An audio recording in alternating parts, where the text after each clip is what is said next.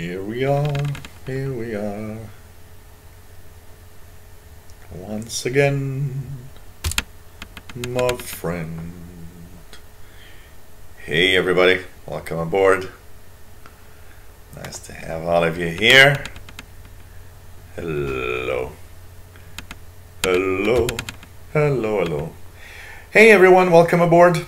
This is another live show. Everything seems okay. Pretty cool.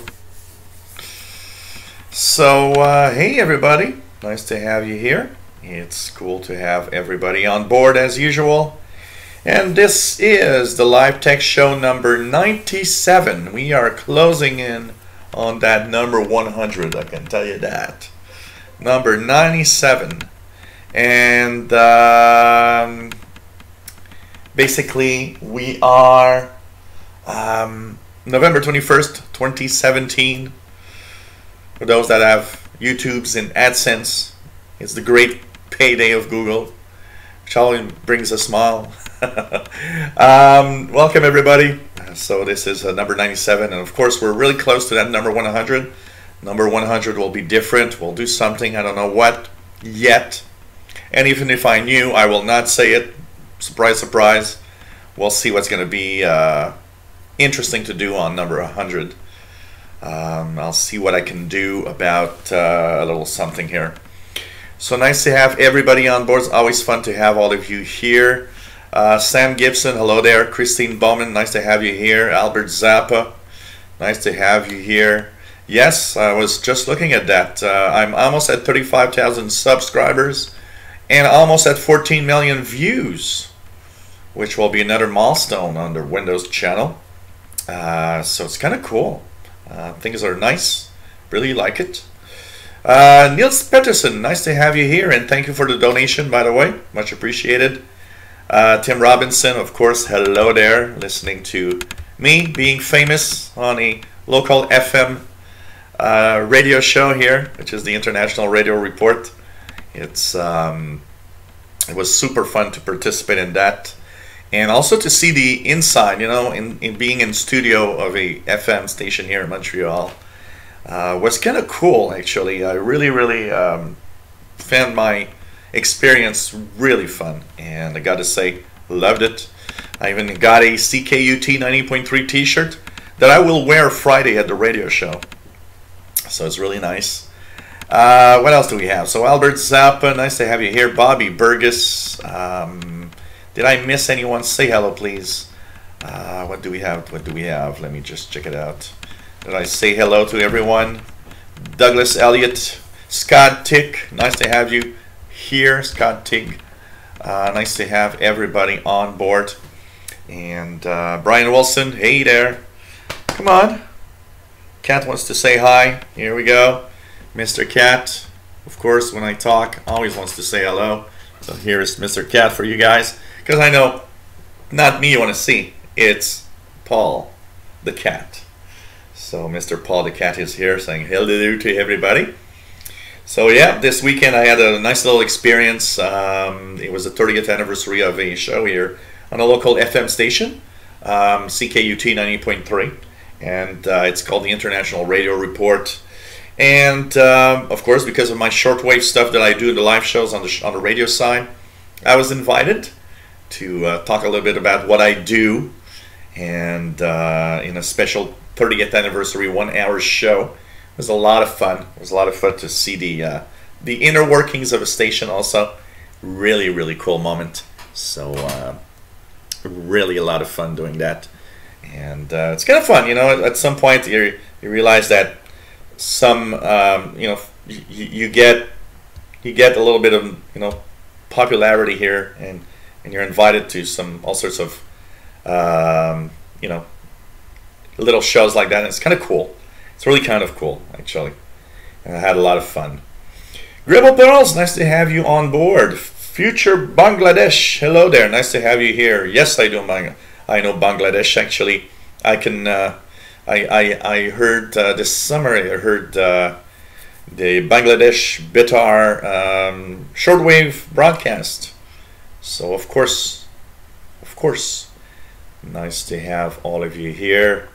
If I miss out on anyone, say hello, please. Cycler 39, nice to have you here. Adam Guardado, nice to have you on board. Any snow here in Canada? Yes, we did have about an inch. Enough that everything was white for 2 days. But temperatures today are up like at +10, which is what, around 45 Fahrenheit, close to 50 Fahrenheit today. So it all melted. It was white until this morning about 8 a.m. There's no more snow anywhere to be seen. Maybe a little bit in the backyard where there's no sunshine, but it's already gone. And so our first little winter moment, and really it was fun to see. Hey to Charlie 1900, nice to have you on board. So of course, as we are in the midst of this, one way you can help me out, donations, of course, paypal.me/shortwave, great way to give me a little donation. If you like what I do, please, it's always fun, to have a little something to help me out. AdSense has been a little better in the past 3 months, but still, I still need a little bit of help to continue in doing these live shows. If you enjoy what I do, if you think it's important that I continue, thanks for that. You can also become a patron at patreon.com/radioandcomputers. Set it up so you can give me a little something every month. I've been joined 10 patrons right now that are giving me a little something every month, which is pretty cool. And thanks for everybody that have donated. And if, of course, you have not ever donated and you like what I do, why not think about it? It's a good cause, especially if you like my shows. And thanks for everybody that have donated. Hey, Sheriff's House, nice to have you on board. Pretty cool. Okay. Well. We got a lot of snow. Here we're soon too. I mean, at this time of year, it's that time where we should probably get a warning, like a snowstorm warning or some kind, in the next few weeks. We're almost there. Actually, they weren't sure. This coming Saturday, Sunday, there's a storm moving in. They didn't know if it was snow or rain. They said if it was snow, we would have had about a foot of snow. But now, because of the way it's moving, there's going to be more warm air. So instead, we're going to have a lot of rain. So pretty crazy. Bobby says the Bitcoin is now at 8,000 US dollars. Well, hey, Sheriff's House, I saw your fix and I did not have any time to try it out. I will try it out, and if it works well for me, also, I'll post that little fix there. Because so for you, it holds up from what I've seen. So it's kind of cool. So in the news, very, very sad news. Very, very, very, very sad news. Tomorrow, the FCC, the Federal Communications Commission in the United States, will be telling everyone how they are going to dismantle net neutrality. This is a very, very sad moment, guys, because I mean, I'd say I'm sad at that for one major reason, and it's the fact that it is proven that more than 90% of all the comments that were honestly posted on the FCC's wall when they asked for comments are for net neutrality. And I can say one thing is that it's sad because it just shows that they don't care about what people want at all. And this is sad. I mean, I can't believe that when the majority of people want something, that they just ain't going to accept that.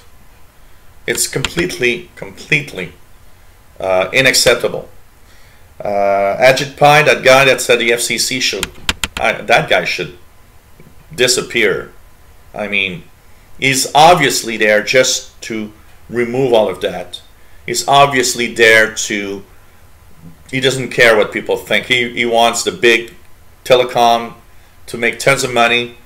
He wants the internet rules to change. Internet service providers are going to be dancing tomorrow. They're going to be happy because of that. And I'm really, really sad to see that this is how it's turning up.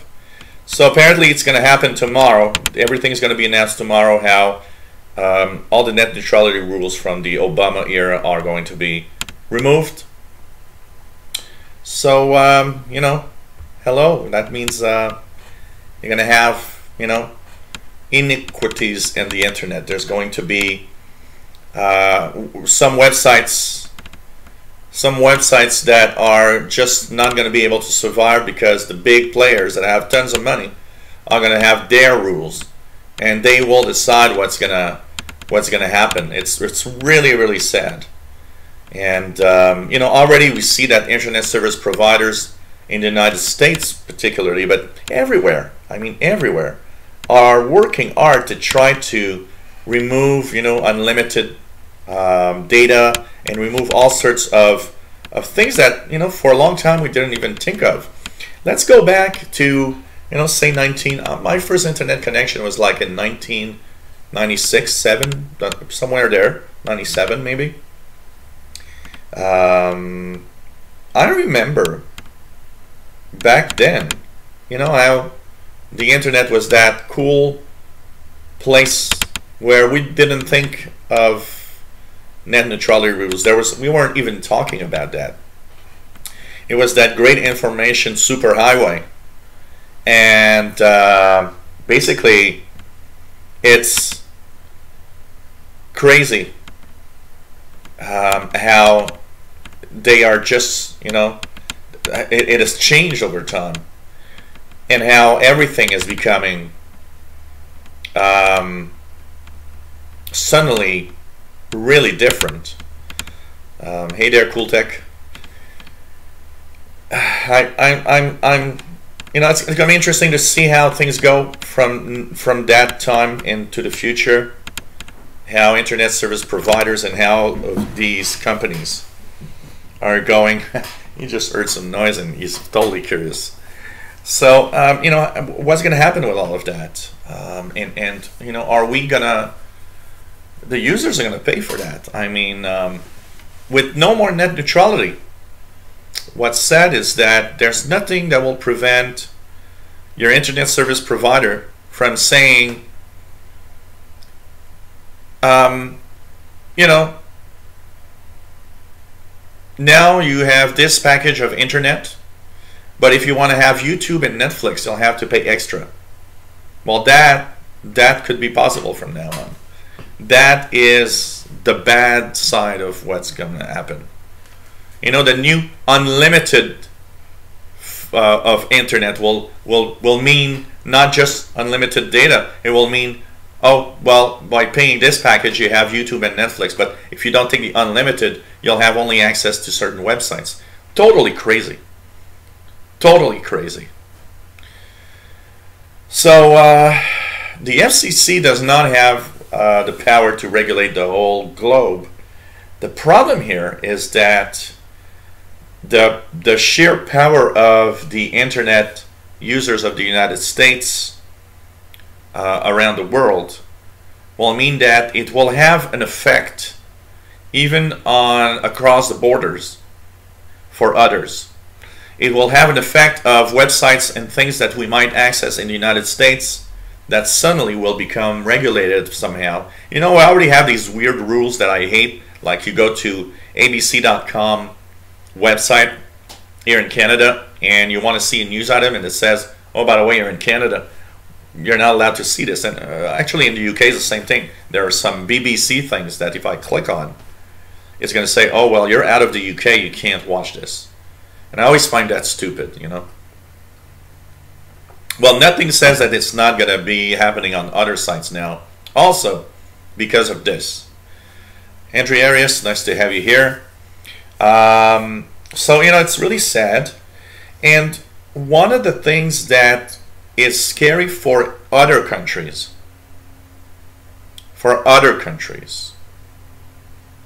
is that you will, you know, on these other countries, you will have these, you know, internet service providers. Like here in Canada, the internet service providers are going to look at what's happening in the US, and they're going to say, hey, look at that, they've done that in the US, why don't we do it here in Canada or the UK or, you know, across Europe? And this is going to create a lot of problems. I mean, the other major issue that I see with net neutrality being gone, say that I decide to build my own website streaming web shows. The hell with YouTube, the hell with everything. I want my own website to stream stuff. Well, if ISPs decide, oh, well, if you want to see streaming videos, you have to pay extra, this is hurting small people, that, you know, the small companies and the small guys like me.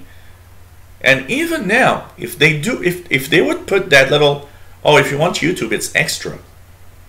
Well, that will hurt YouTube, and it will hurt me. Will hurt a lot of people. So let's hope that you know, it ain't gonna be too bad.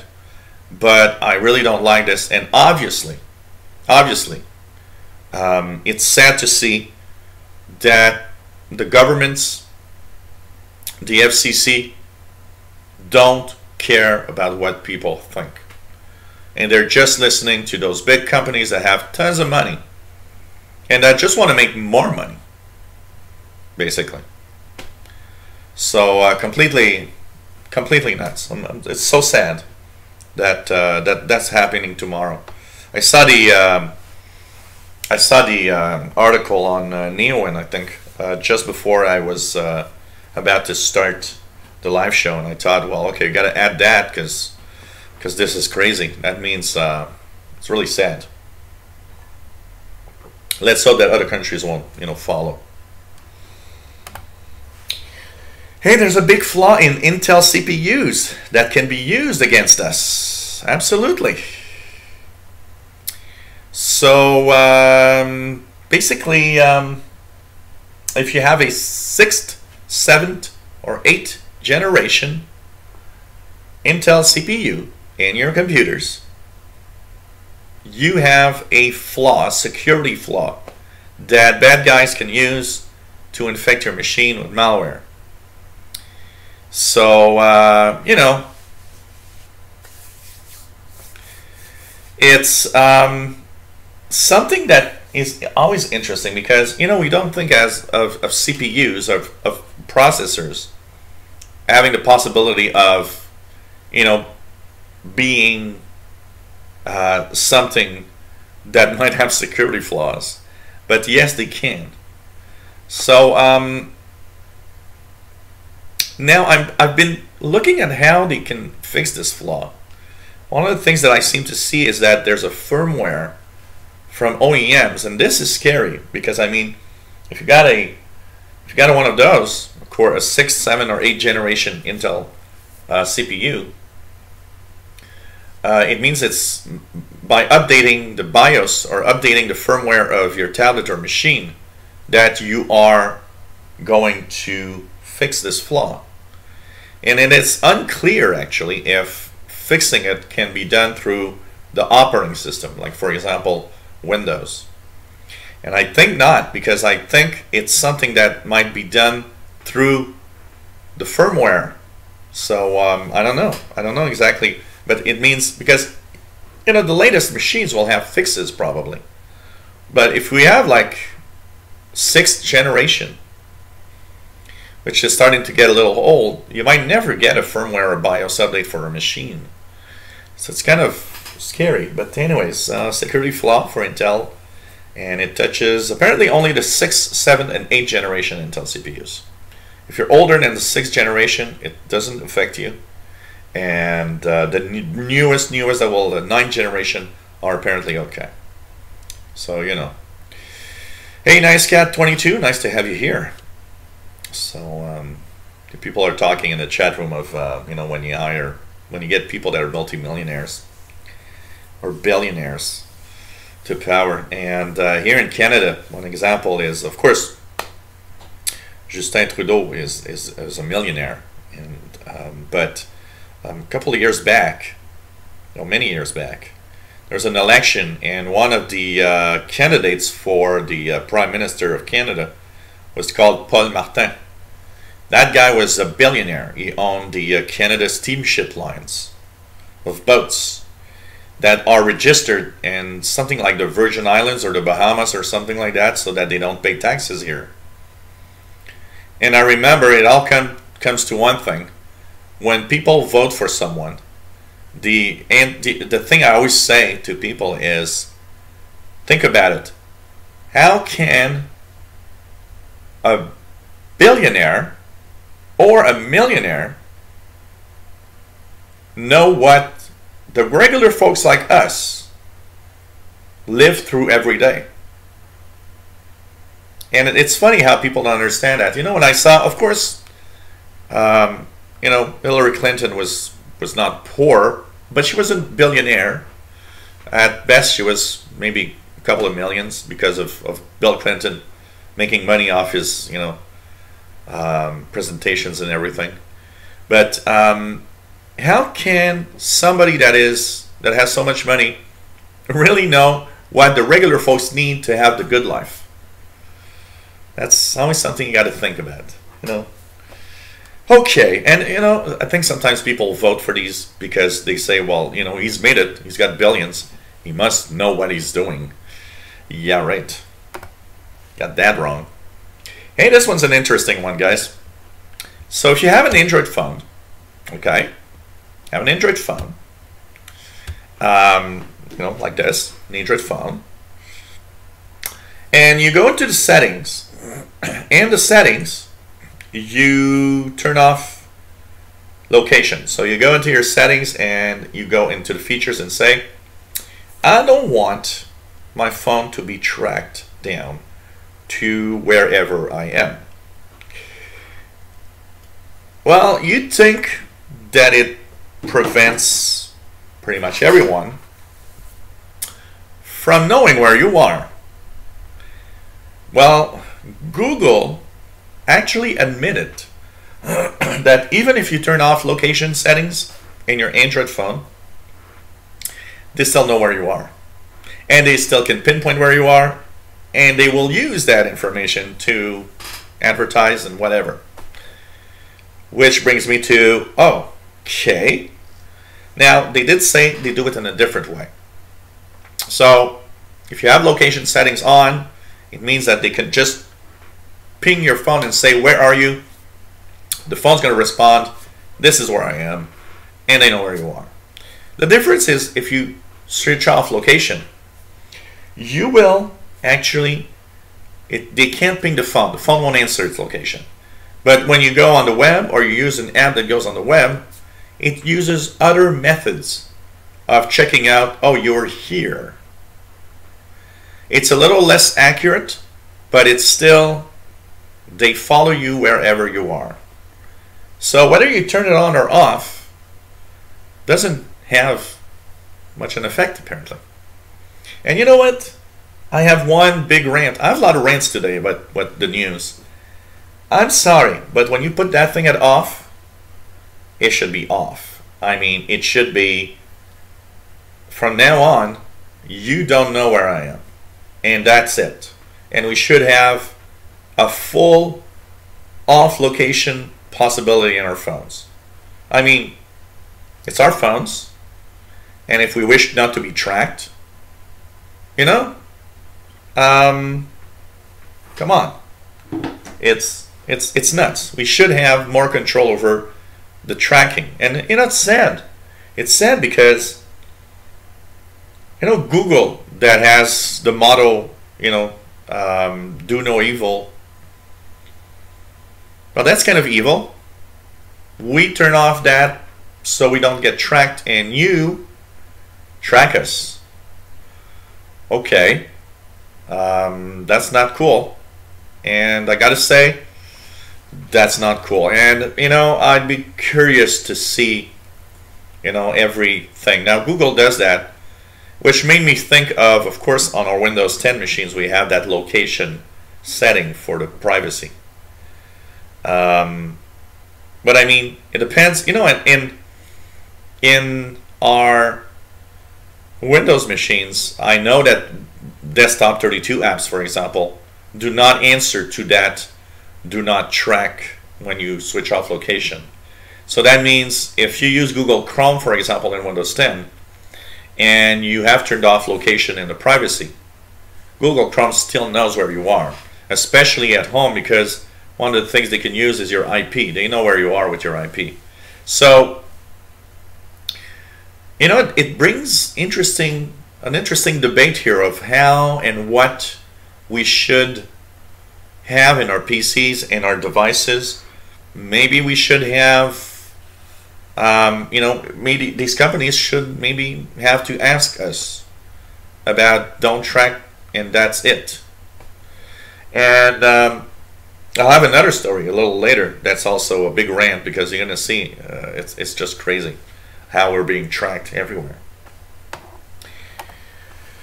So, well, this is the story I want to have. Okay. A study, and this one is very interesting. So basically, a research was done on the web browsers. And the web browsers, we know that there's a certain tracking going on when we go on websites.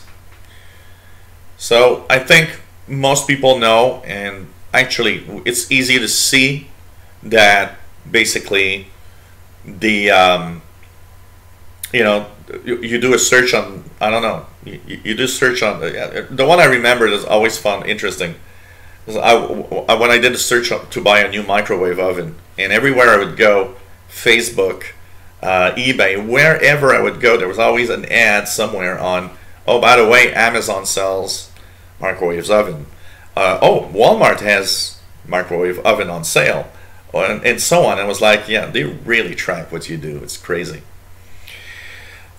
Or sometimes I do videos, and it always makes me laugh. You know, if I do a video on antivirus, and then suddenly I get these ads of antivirus everywhere on every page that I go to. They know what we, you know, what we there is a tracking going on, and it's easy to see. Hey, Green 9227, nice to have you here. So it's even worse than we thought. So the research says, okay, are you paranoid when you go on the web with, you know, a web browser? Do you have the feel that it is, you know, you're being tracked everywhere?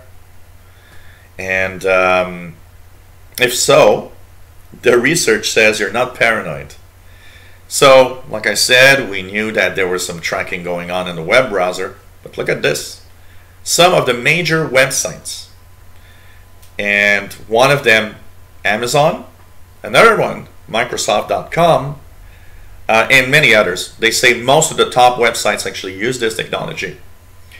They look at your key presses. So while you're on, say, Microsoft.com or Amazon.com, there's a routine looking at your key press. So they know what you're typing.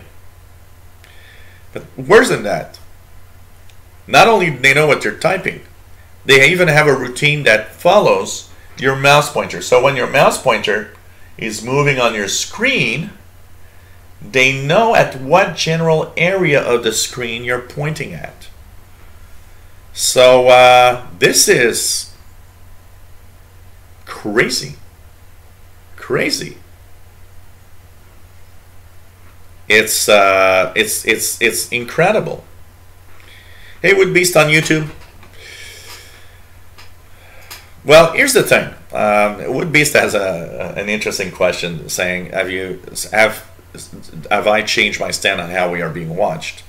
Well, it doesn't change my stand on how we are being watched. Where I want a change, and this is another thing, is I want a real power. I mean, I want the real on-off switch that I could have. So for example, one of the biggest problems I have with you know, I mean, when we look at our devices, like say for example the smartphone.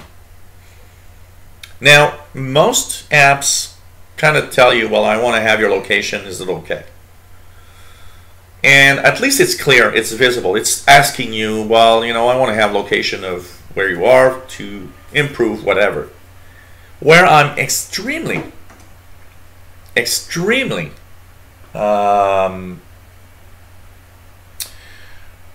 annoyed is that on the web browsers you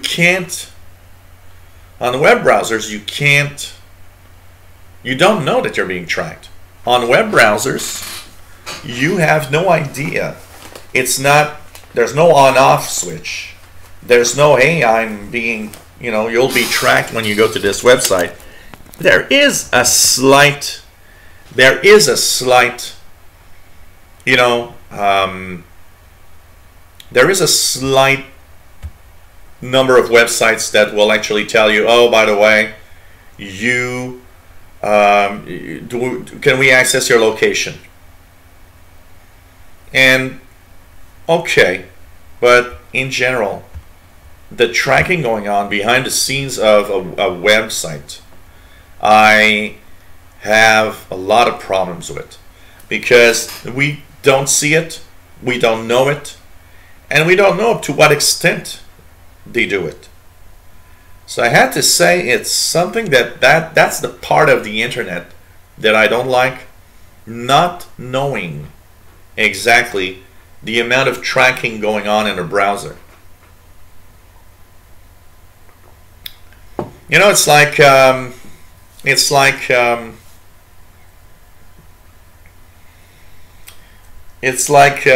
know, when the internet started, we weren't even thinking about that. I mean, there was some really basic tracking going on, and you know, these technologies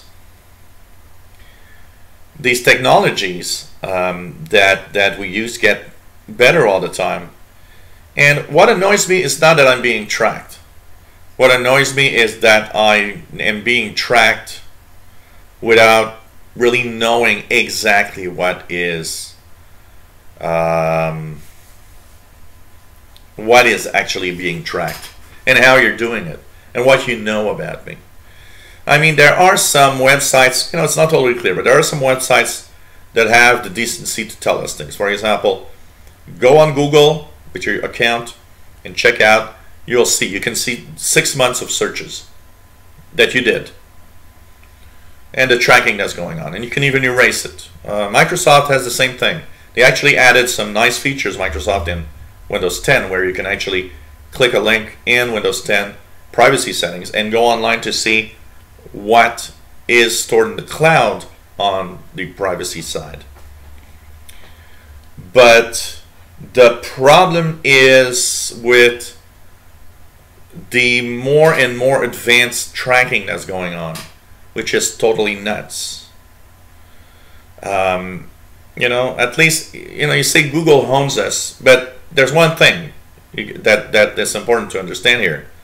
Google gives you the possibility to go in the cloud and see what they have, what they know about you. But there's a million other sites. There's no possibility. Go to Amazon, and you don't have the possibility to know how Amazon tracks you, what they did, and so on.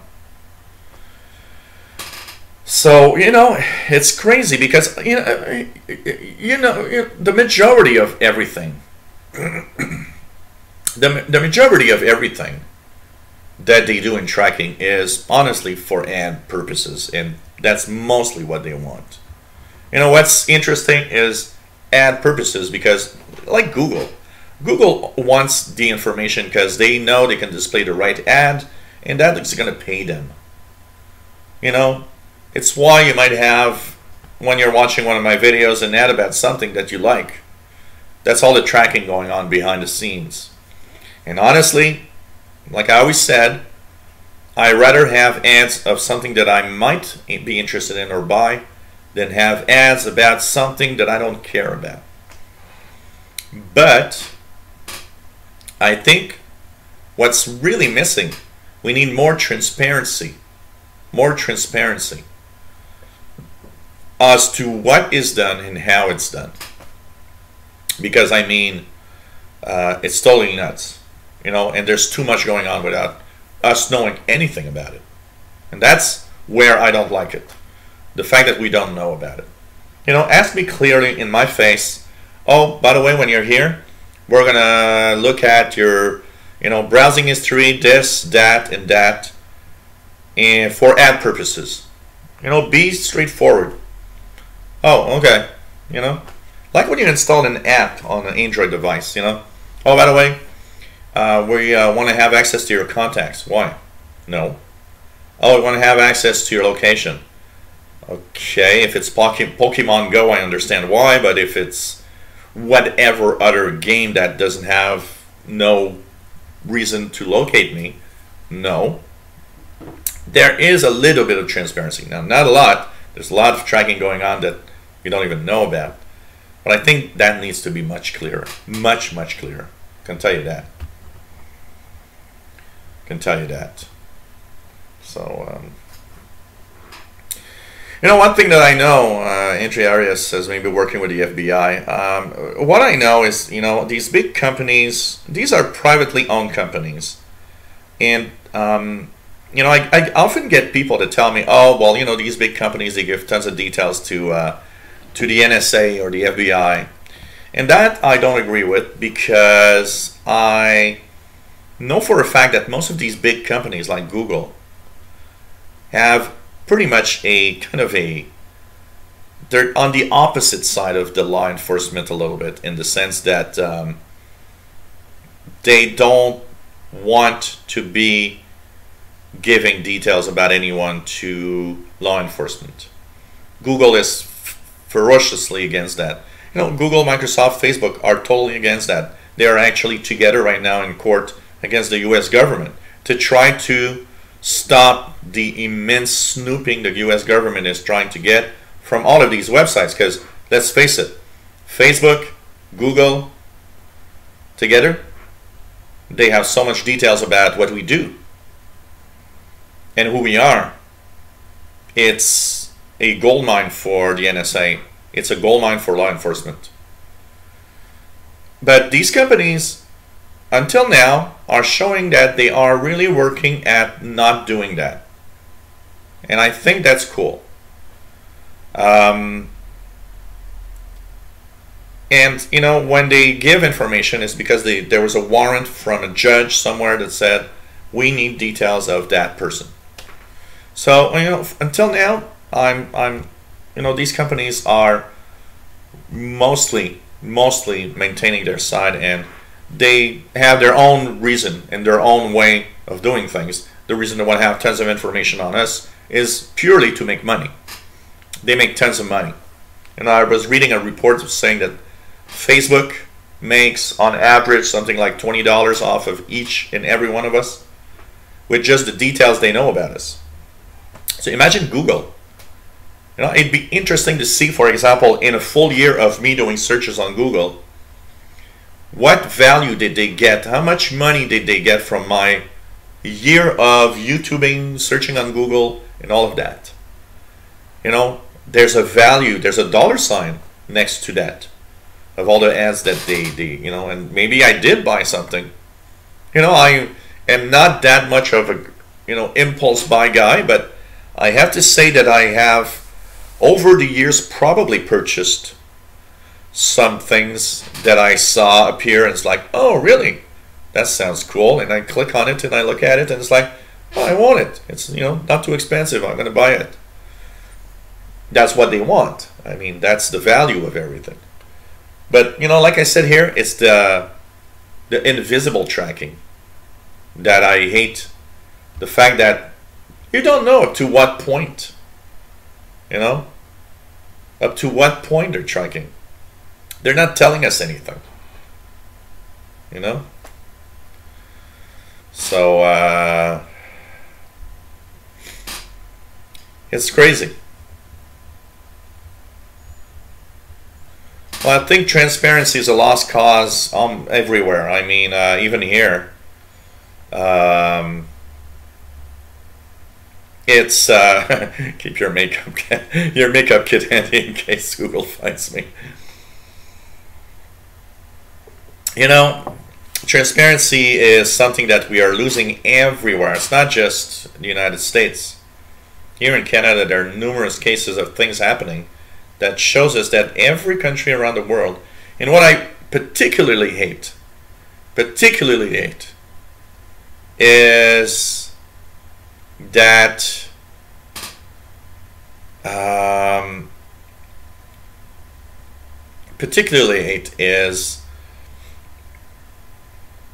they all do that by using the same damn phrase all the time. Oh, it's for national security reasons. Well, I can tell you national security has a pretty long arm when you start looking at everything. It's just crazy. Roger Jr., nice to have you here, says, do not like it, stop using the internet. If you say I've been online since the late 90s, you should have watched and paid attention to the movie 1984. Yeah, you know, one of the things that's interesting here also, it's crazy because a lot of movies that have you know, technology related themes, when you look 20, 30, 40 years later, are you know, it's like, oh wow, it's happened now. You know, you look at the first movies in the 50s with, oh, these lasers are used to destroy ships. Oh wow, that never happened. Yeah, okay, well today we got lasers to destroy satellites. There we go. You know, there's a lot of things like that. You know, look at Terminator, and we've got AI now. You know, AI is still far from Terminator's style, but still, it's getting there. We're going to get robots someday that are going to be able to pretty much think and do a lot of things. Roger Jr. says, plus do not break the law and you will not need to worry about anything you are doing. And that I do not agree with, Roger, because multiple times we have seen people that did not break the law, but that because they have interest in certain things got in trouble because of overzealous law enforcement. You know, I was talking with a friend of mine about that. I have a very curious mind, and my friend has a very curious mind also. We like to know about things. And, you know, he tells me one day, he goes to a website and says, I want to just see how to make a bomb. He doesn't want to make a bomb. He just wants to learn how they make bombs and how the different methods to make explosive and so on. Well, you know what? That is just an innocent search from a curious person that just wants to know how things work in life. And after all, we need these people because by doing such a search, that's how some people created explosives and everything, by research. Well, that could bring him to, oh, well, you are not allowed to get into the United States because, oh, we saw on your phone that you searched on how to make bombs. We don't want you here. Or we can arrest you for, why do you want to know how to make bombs? Well, you didn't do anything wrong. But that's where the thinking of don't break the law and you not need to worry does not apply. And I do not believe in that rule. That rule does not exist. There are tons and tons of people that got arrested. Tons and tons of people that got, you know, no entry to the United States.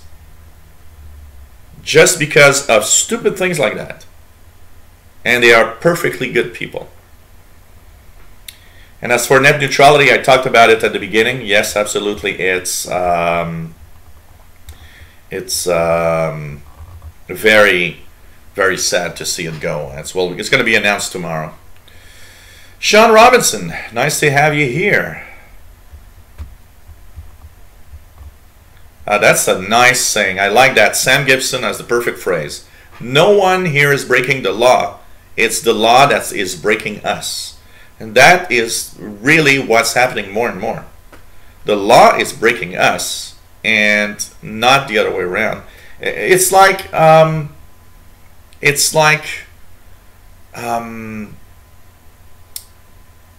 was watching a Joshua Tree tour on YouTube from YouTube, and at one point he had a perfect phrase.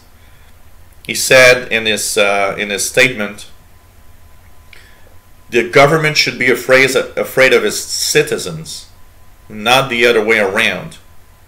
And that is true, you know.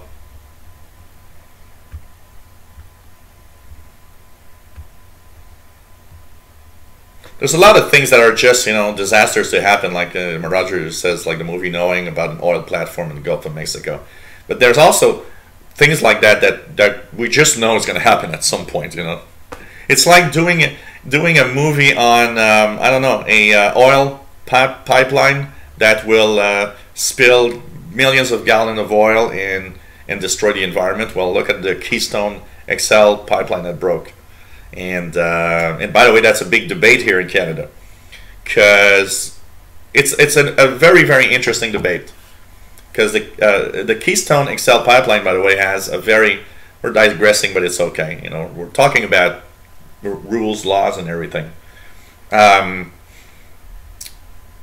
Here in Canada, if you ask the population, except maybe Alberta that has a lot of oil, the majority of people don't want to have pipelines going through, because they say it's just dirty, and if a pipeline bursts, it's going to be an environmental disaster, and the oil companies cannot be trusted.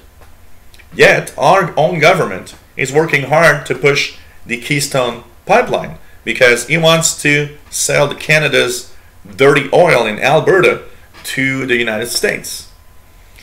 And it just shows you what net neutrality is all about. People don't want something, but the government goes through and ignores what the people want, because money talks, and money is the important thing, you know, pretty much that. Okay, what else do we have? Hey, Mr. Volts, nice to have you on board. Our own browser, Paulcat 1.0. But, you know, it's just crazy. And, but, you know, I don't agree with, let's not break the law. Let's not break the law, because we're going to, if we don't break the law and do nothing bad, we don't have anything to worry about. Unfortunately, it's far from the truth. Far from the truth. And too many people got in trouble, and they're just innocent people that never did anything wrong. You know, and it's just sad. So, yeah, I know. Grateful Pearls, I saw that on the news. Here it made the news because the Justin Trudeau government in Ottawa wants to really push that Keystone pipeline thing. And but everybody's against it here. It's just crazy. Just crazy. So, you know. So, what else do we have? Monetization of the gaming industry, microtransaction, it's making huge waves lately. And, of course, it started with the Star Wars game that had microtransactions, and it made users mad. And you know what? There are two things about microtransactions in gaming. When, you know, microtransactions became popular in games when games started on the mobile platforms. So a lot of people said, okay, well, not a lot of people will want to pay. Not a lot of people will want to pay for, you know, expensive games in here. And basically, it started here. Oh, let's give the game free. And basically, the problem with, you know, the microtransactions is that when you start charging for a game, and what's happening right now, and the debate is there, it's like people buy good money, put good money for a game. So, you know, you give the game free and you do microtransactions to, you know, say you want to go to a level that you're incapable of. And it's actually very popular. These companies make millions of dollars just 99 cents, you know, per microtransaction. But now we start to have games that you'll pay $100 and still have microtransactions in them. Now that is, I think, what tips over the line. A lot of people are like, whoa, whoa, whoa, I just paid $75 for this game, and you're telling me if I want to have the last level, I need to unlock it by buying a package? And that is creating a lot of tension. So EA, Electronic Arts, stepped down. They actually reversed the decision. They said, okay, we're not going to do it right now. But they did say, and they did warn, there is going to be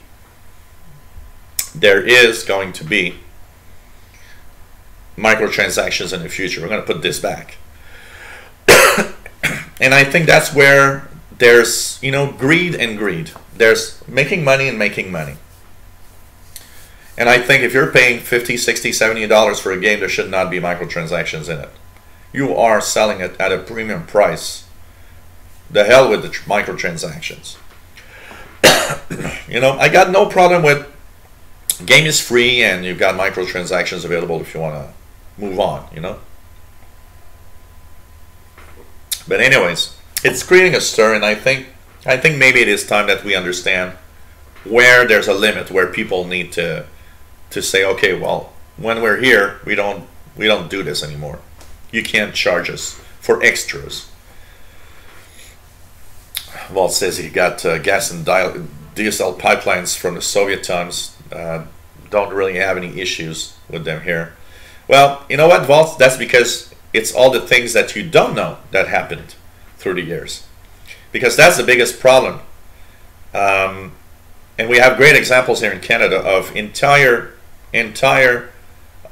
spots in the forests here in Canada where we didn't know about it, but there were leaky pipelines.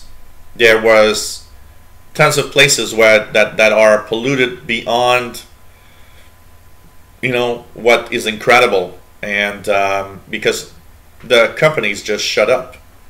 And I'm sure the Soviet companies shut up. I can tell you that. And the Russian companies won't tell you there was a leak. But I can tell you, I'm sure through that pipeline from the Soviet times, there are places where there are disasters. And we just don't know about it. And that is why, first of all, I don't like pipelines. And second of all, I'm sorry, but when we think about we want to stop global warming and stop gas emissions, it's time to move on to something else. But of course, money talks. Money talks. So microtransactions are a problem, I can tell you that. So, what else do we have here? Just checking the chat room here to see what's happening.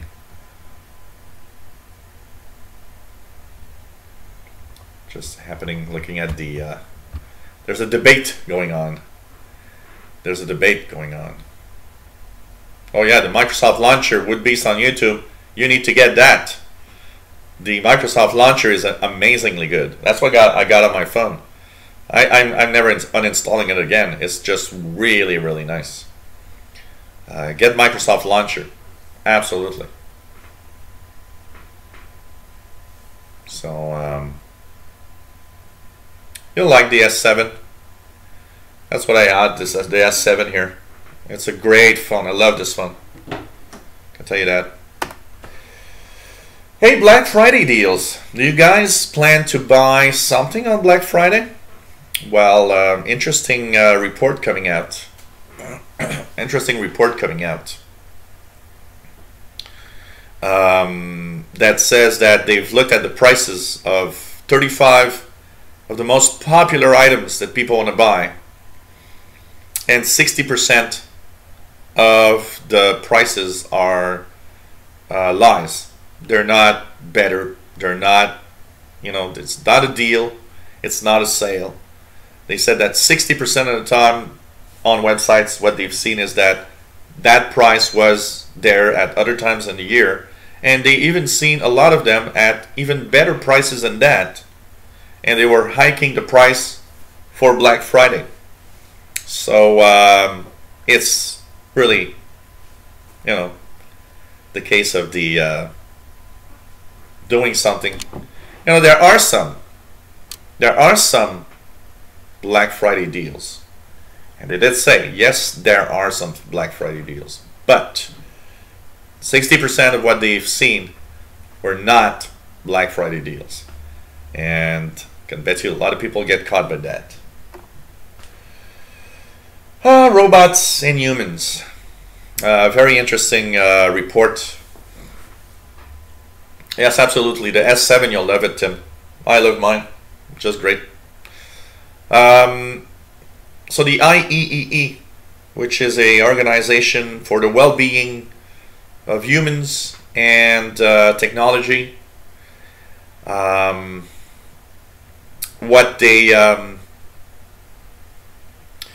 saying is that they are looking at a set of rules, and basically the what they want to do is a set of rules to maintain basically our sanity, because what they say is as robots become better, as robots will become our equal or maybe beat us, it's going to have a toll on us. So it's really having a toll at some point, because humans are not used to losing. Humans are not used to having around them all the time people that are, it's like being in a room and having everybody around you that is better at every task than you are. Well, somehow you feel kind of a little bit of a loser. You know, you're like, well, everybody's better than me at this and every other things. And so they say that a set of rules will need to be done to make humans feel right, as we are slowly getting into that moment where robots are going to be there everywhere and do tasks everywhere, and of course we'll see robots doing things that are way much more you know, precise and interesting than what humans do. And as they get really powerful, it's going to be amazing to see where these are going to be. But so they are trying to enforce a set of rules to have that cohabitation, that moment where humans and robots will be together, so that humans feel all right. And those rules will want robots to act in certain ways, so that we feel good about it, and that we can feel good about it. So it's kind of interesting, and it has a lot to do. And when you start searching for that, by the way, you fall on a lot of psychology websites where you see, okay, how our human brain works and how it's gonna, how everything around us affects the way we think, the way we are, the way we feel. And it's very, very interesting. I gotta say, very, very interesting. Great Ball Pearls, there's supposed to be a update for the Invoke before the end of the year, and that's what I saw on a website of they've tested, and they had a video about it. And talking of the Invoke, by the way,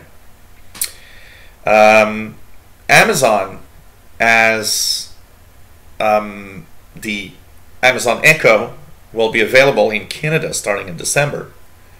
And yes, I have purchased a Echo Dot, so the smaller one, and they're selling it for $49.95 Canadian.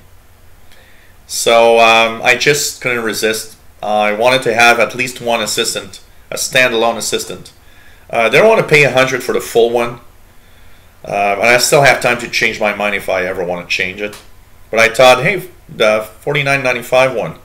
So it's supposed to ship starting December 5th.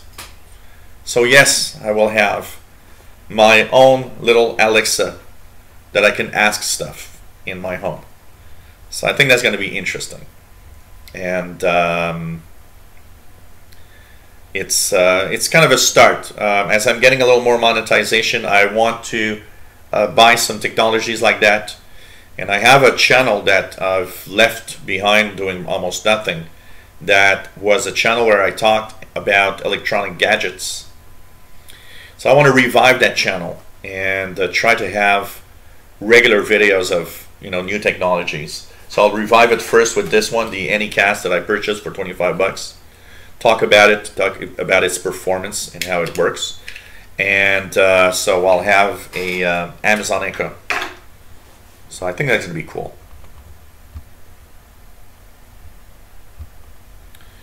Well, here in the United States, you guys call it the Black Friday. Because Canada tends to always want to follow US, we have the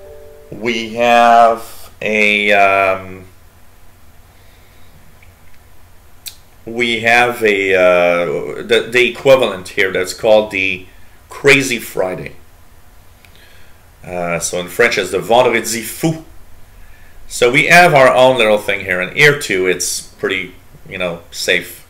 In the US, there's always, I think every Black Friday in the US, I see this, we have that news item of that guy that shot someone in the Walmart because he wanted to have the last Xbox or something. And it's like, really? Come on. This is nuts.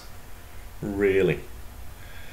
So anyways, for your Invoke Gripple Pearls, there will be an update that will increase, that will change some functionalities by the end of the year. And I did read a little bit about your problem with your Outlook mail. Apparently it also works with the calendar and the mail app. But I need to see exactly how. And I'll send you to the article anyways if you want to check it out. Well, yeah, the sound on the Invoke, it's the #1 thing that everybody talks about, how the sound is amazing, but it has to. It really has to, because, I mean, it's Harman Kardon. And for those that are in the audio department, Harman Kardon is known around the world for having the best audio devices. They were, I remember the 80s had Harman Kardon devices, like stereo amplifiers, hi-fi amplifiers. I remember they were real expensive because they were top of the line sound. And it would have been surprising that Harman Kardon would not have delivered that amazing sound in the Invoke. So, really cool. Albert says in Japan they have robots that look and behave like beautiful women. Yeah, absolutely. I've seen that. They even have robots for sex. It's like, okay. Yes, I know what base. I'm adding another way to track me. And I have Cortana, so I use Cortana a lot on my devices, so more tracking. I'm going to make a video how to be tracked to the maximum. And you'll have every single device from every single company. And I will say, I am living a life of being tracked. Plus my phone.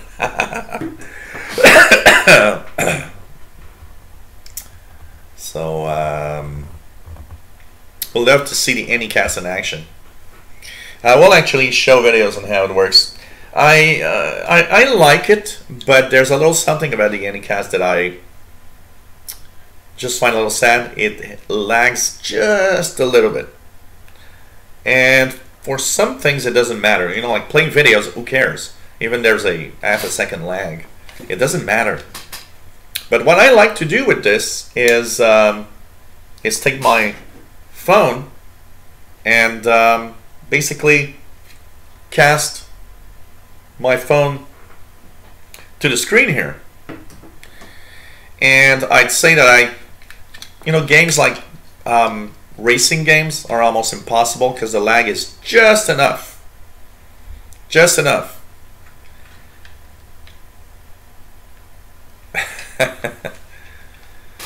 So, but for some other games it works fine, and for sending pictures from the phone to the screen, it's actually really good. But there's just a slight lag. I wish, I'm used to an Apple TV that I have here, and when I was using my iPhone 5 in the Apple TV, the lag was zero. I mean, it was almost immediate. I could play a racing game and use my iPhone as a controller because it was crisp and fast. And here I see a little lag.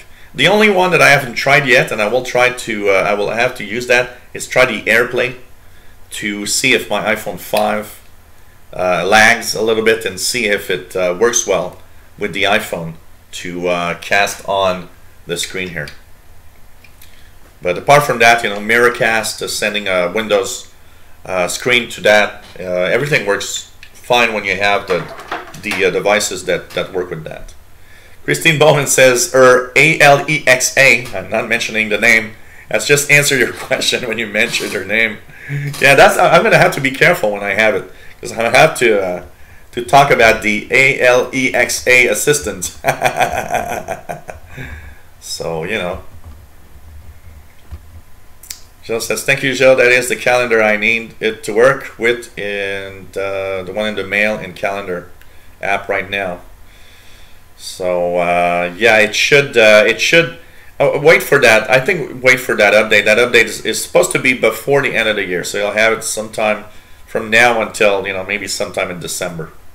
So yeah, the new search in Redstone 4 coming up. Let's move on to the news a little bit. So Skype being blocked. I'm just gonna finish my news here, by the way. Yeah, Tim, I'm not gonna do that. So that's all right, Albert. Being a little buzzed. That's okay. I wish I had a beer instead of flavored water. So anyways, Skype is being removed in China. It's one of the numerous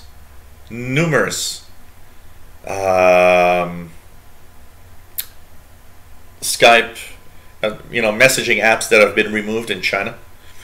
I think with the new rules and the enforcement of no VPNs and everything that's happening, this is getting really a closed society that the government wants to make sure it has a minimum amount of unknowns with the outside world. I guess they don't have enough control over Skype. Hey, Germany, banning the sale of a lot of kids' smartwatch. So basically, the kids' smartwatch that have security flaws of all sorts. These are the biggest problem with that. It's like Internet of Things, having kids' smartwatches that basically have security holes. So it's like they could maybe be tracked, or have pictures taken without them knowing anything.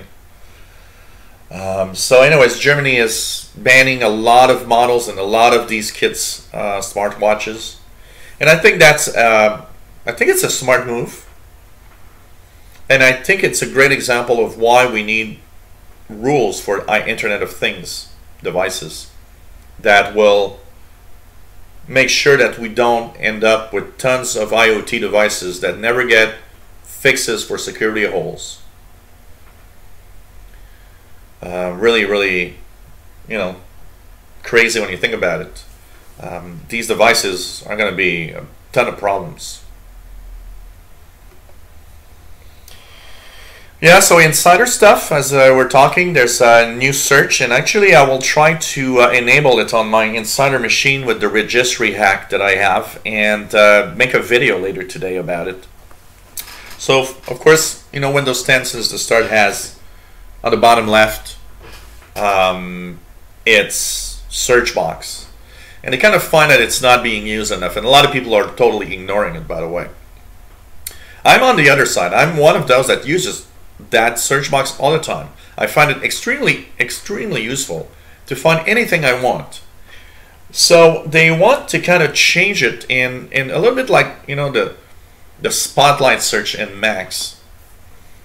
So it's more like centerpiece where you can see it. So they're going to change that search box and make it more a central point of Windows. Now the funny thing about that is that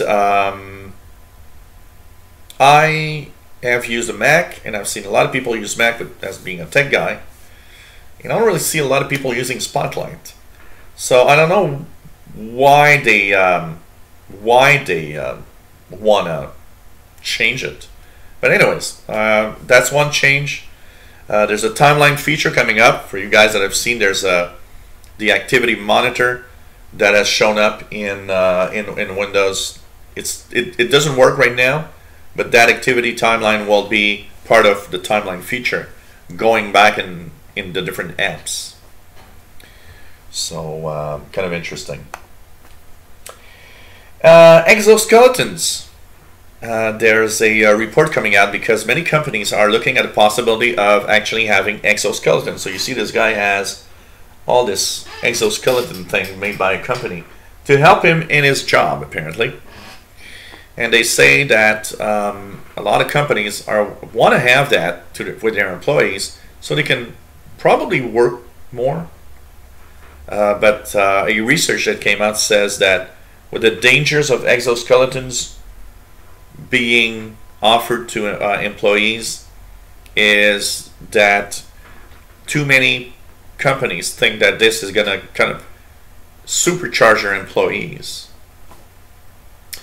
And it's not necessarily the case. So I don't know. It's going to be interesting. When I hear, when I hear exoskeleton, I always think of the, the movies, the movie Alien, when Ripley, Sigourney Weaver, she gets into that big robot thing to fetch boxes. It's kind of funny. So yeah, Green 9227. If you can't get 17040, wait for the next build. I'm probably gonna fix whatever. No, here is no Thanksgiving here. Thanksgiving was last month in Canada, so it's you guys in the U.S. mostly. Here, Thanksgiving was at the in the second weekend of October. So, but happy Thanksgiving, absolutely, to all of you out there. The FCC that is going to destroy net neutrality, and it's really sad, at least did one thing right this week. They have enforced the rules and the regulations for robocall problems. And basically what happened is that they are actually they're giving phone companies the full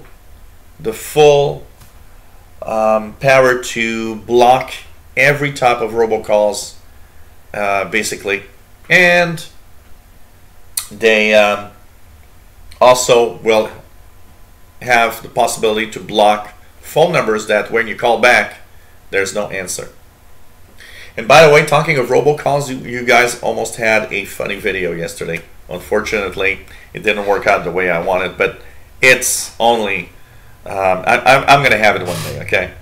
So yesterday I went to this website, and one of those websites you should not go to, and I got a big pop-up with a voice that says, well, Microsoft, You have errors. Please stop now. Microsoft error, and call this number or you will lose your data and blah, blah, blah. And the funniest thing about it is I was in Linux. I was actually in Linux when it happened.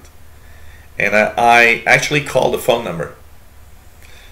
And unfortunately, I didn't have somebody that was good enough to play with, because I wanted to really, really have fun. And just, you know, and I would have acted like really I know nothing. So I was like, I'll be in my Linux machine and say, okay, well, I don't see where's the start menu. And then say, oh, on the bottom left, okay.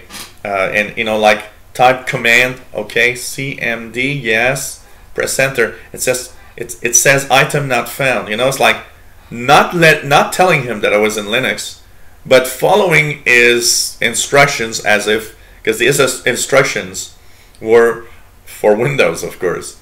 But unfortunately, he hung up too fast. So I will try to get one that really will follow me, and I tell you guys, I will make a video and post it on the channel of laughing my head off at that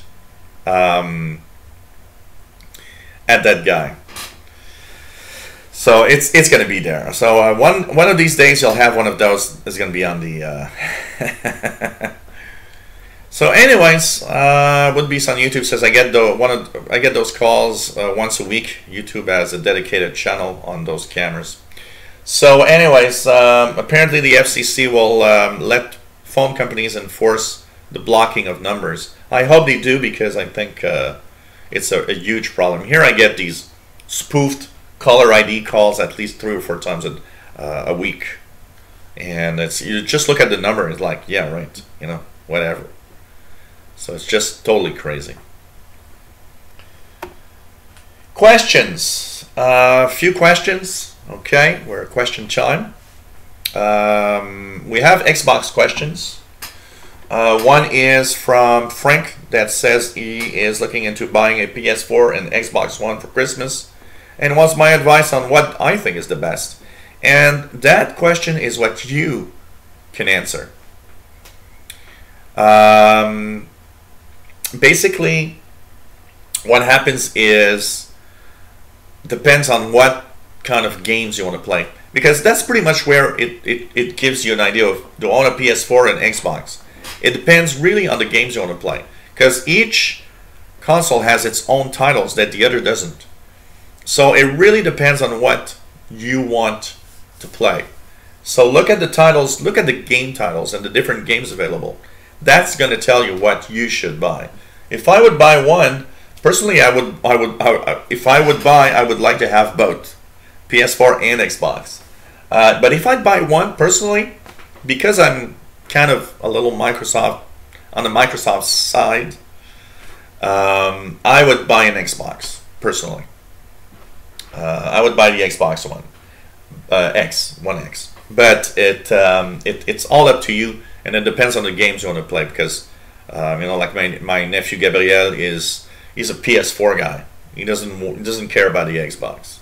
It all depends on the titles and the types of games you want to play. Atawahinta has an Xbox One X setup question. She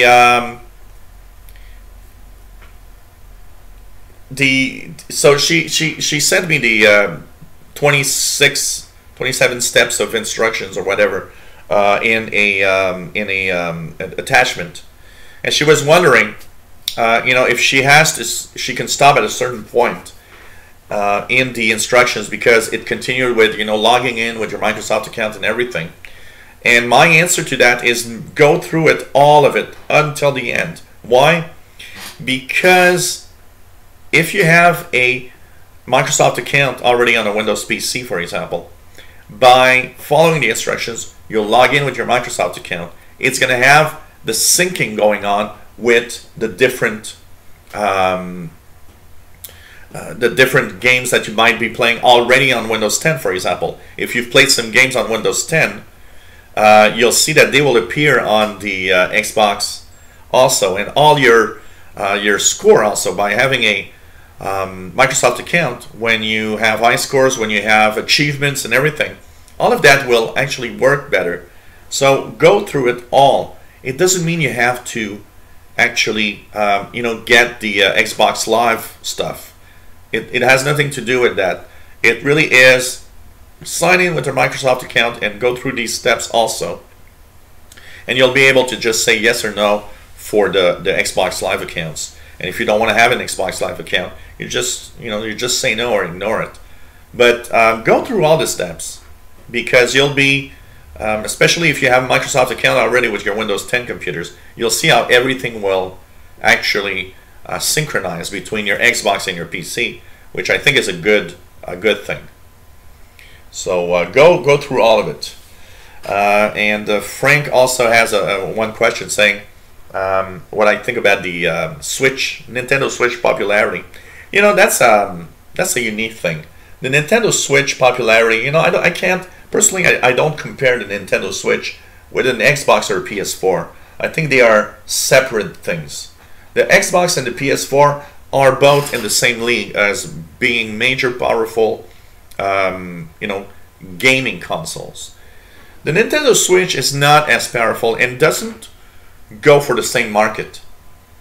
It's more of a portable thing also, so you can bring it over to friends and whatever. And also, one of the reasons why it's very popular also is because of some specific games, like the new Mario game that came out that apparently is very beautiful and maybe one of the best Mario games ever. So it has its own niche market in what it is, and it will be something that more of Nintendo fans will want. But I put that apart from the Xbox and the PS4 personally.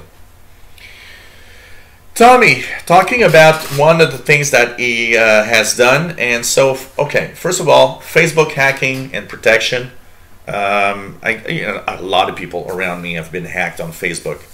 And one of the first things you got to understand is if you get hacked on Facebook, it often has to do with a account that you actually have not, you don't have a good password, or the way to recover your account is too easy. It's something that everybody can guess.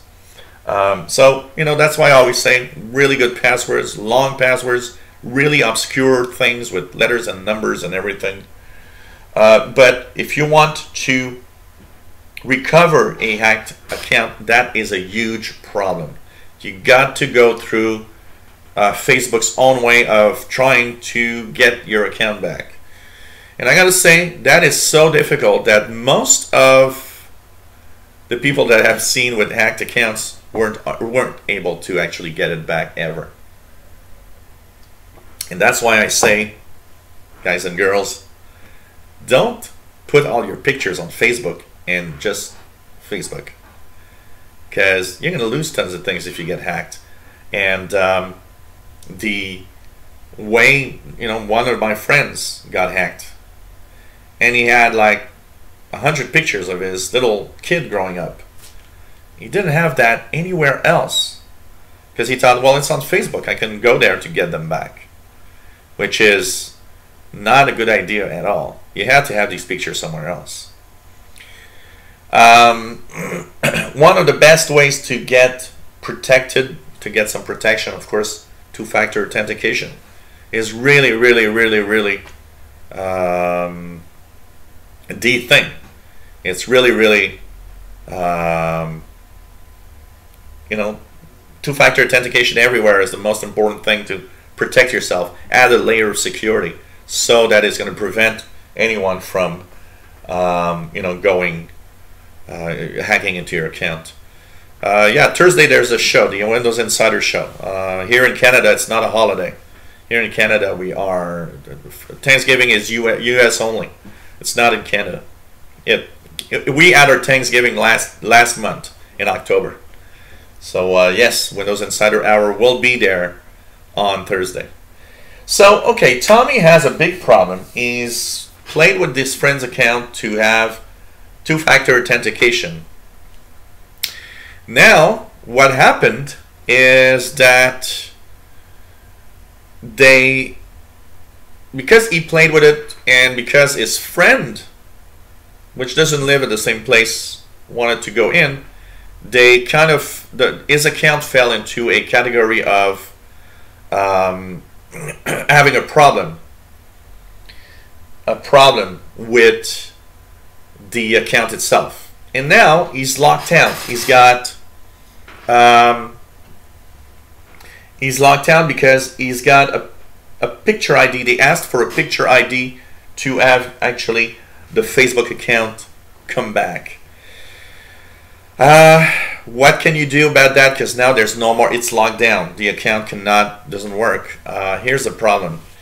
There's tons of people complaining about that.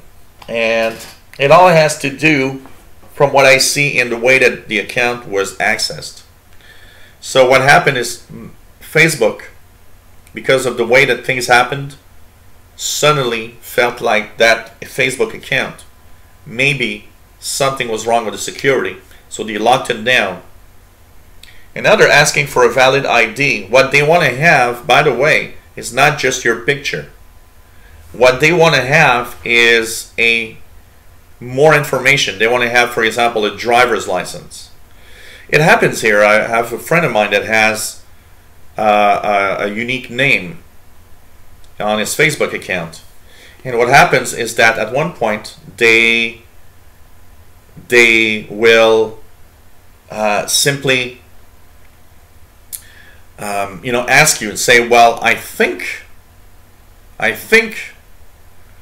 that that name is not a valid name. We need to have proof. You need to send us a scan of your driver's license with your picture on it. And that's a little bit what's happening here.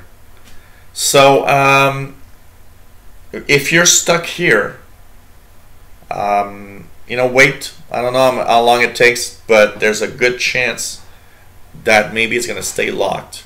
Now look through the page carefully when you go back on the Facebook page.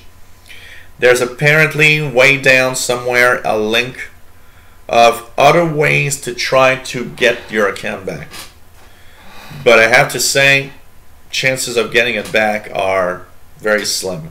So wait for what's going to happen, and good luck on that, but there's no miracle. When you lose control of your account, it is rarely a good thing. PC freezes and restarts. What to do? And this comes from let's just check. I forgot the name. So this comes from help your computers. Randy. Randy says, ever since I updated my Windows to the last version, it randomly shuts down and restarts on me. Very random and is not making me happy. Is this a Windows problem, you think, or is it my laptop? Never had the problem as frequent as it has been happening now. It's hard to say, okay, because a computer that shuts down and restarts, there are two major causes. It could be a hardware issue that actually does it. It could be a Windows issue because of a driver or something. Now, you need to know the information about what's happening, and I'm going to send you a later after the show a little procedure, because what you could do is now you say that it just shuts down and restarts, but there probably is a report done. It's just they're not seeing maybe the blue screen. What we're going to do is force your computer to show a blue screen with the information on it. I'll also show you where to go to check out, because your computer has been logging these errors and telling you, kind of pinpointing where it's actually crashed. And we can use that to try to pinpoint. Now, hope that it always crashes at the same place, because if it does, it greatly makes it easier to understand what is crashing. If it's crashing randomly at different spots, now that's the worst way that it can do it, because that means we don't know what's happening. It could be bad RAM, it could be a lot of things. Windows itself, Windows 10, the latest version, is very, very, very reliable. I've got it here now on all PCs, almost. I have no issues, zero at all, 0, 0, 0. And I don't see a lot of people complaining of restarts or freezes in Windows 10 Fall Creators Update. So that's a hard one, and I'm going to send you a few things, and maybe you can come back and say, okay, I got these reports now coming up, blue screen with that information on it. Try to pinpoint, have more information what's happening, but it's hard to check. So blue screen of that information, we can actually activate that. Probably in your PC right now, what it says is just shut down when I crash and restart. By having a blue screen, we'll be able to pinpoint maybe what's happening, and of course we'll look at the logs. And we have Mike that says that he's got a external hard drive that he's found, and he has some pictures and some music on it that he'd like to recover. So he says it's one of those big ones that he had bought many years ago. And he says, I don't understand, when I plug it into my PC shuts down and stays shut down. I suspect that you're plugging it and you have not plugged in the power supply that comes with it. Because when a PC shuts down, when you plug in a USB hard drive, it's because the amount of power that the USB port is giving is too high. So for a protection, your motherboard is shutting down everything because it doesn't want to have some problems. So I suspect if you have a big chunk hard drive, it needs a separate power. You have that little wall transformer, wall wart, that you plug in to the wall and into the hard drive. Make sure you have that plugged in, because I think that's what's happening, especially if it shuts down and stays shut down. I'm pretty sure you are just drawing too much power from the USB port and shutting down your PC. And as we were doing the show, I believe I saw something here. Okay, YouTube. I'm having difficulties removing video notifications on YouTube in Google Chrome. Whenever I use Mozilla Firefox, I'm able to hide notifications, but in Google Chrome, I don't get the same option. You know what, Sean? I will answer that question in a video, because it's one of the videos I wanted to make this week. By total chance. It's funny that I got that, because it's a question I got from a lot of people. Hey, I got YouTube notifications all the time, or I got this web page notifications all the time in Chrome. I just can't seem to remove that from it. So Sean, I look for that tonight or tomorrow during the day. I will have that video online, and you'll have step-by-step instructions on how to get that running correctly.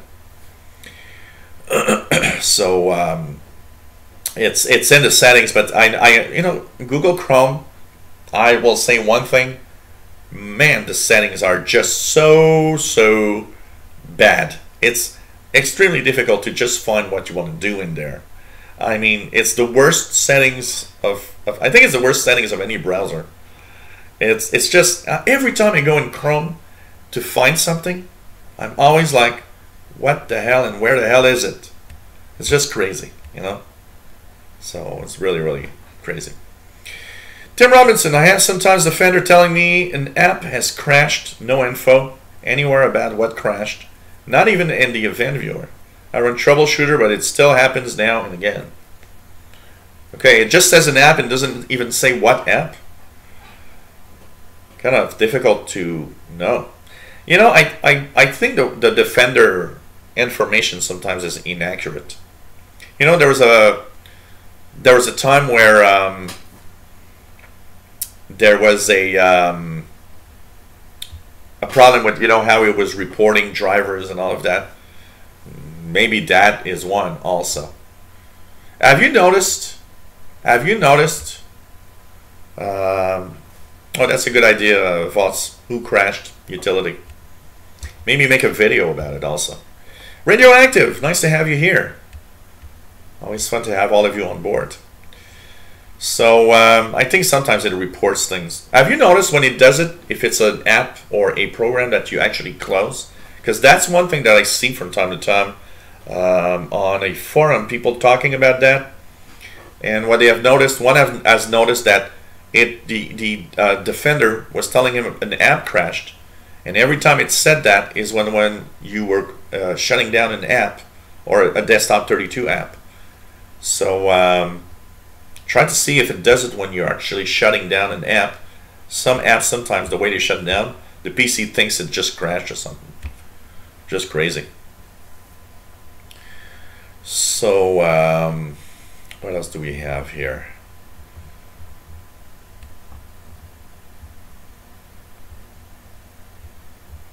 What else do we have? Yeah, hopeless without a search box. Oh man. What else do we have? What you cooking tonight? We got oven-baked hamburgers tonight. I don't know. I hate some calamari. Is that in English? Calamari? At a dinner in a restaurant not far from here.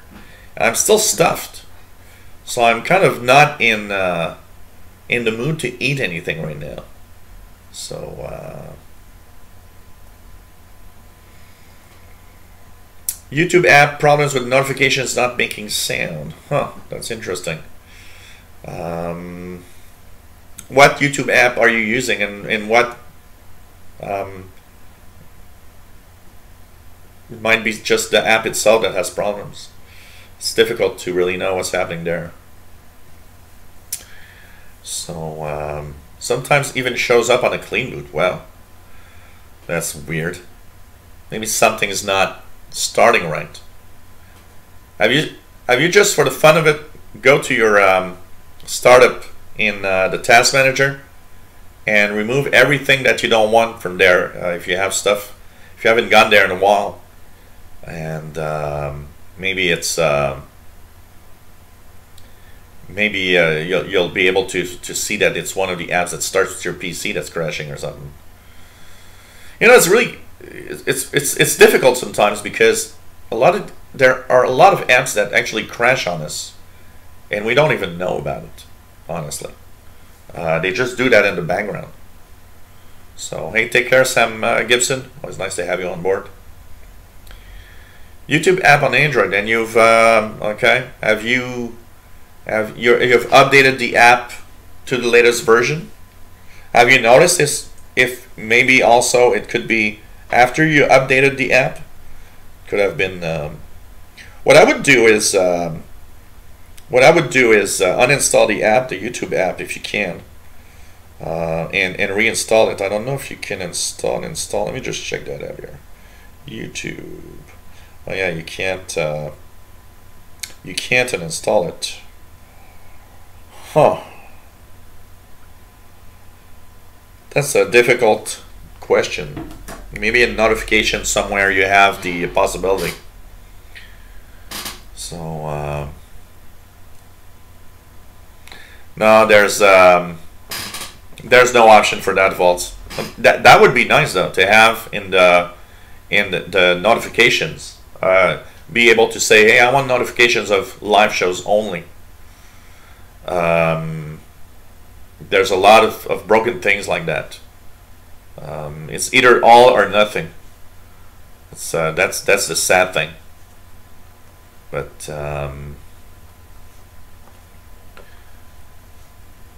really, really weird.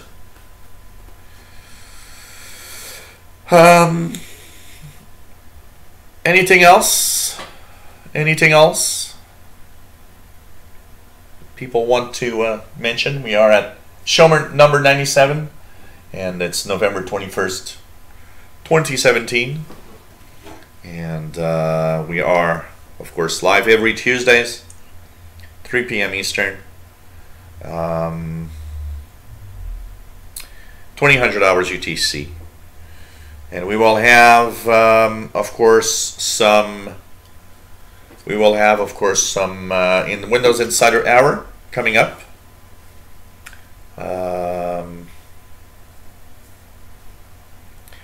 On Thursday. So, of course, as the US folks are celebrating Thanksgiving, here in Canada there's nothing. So,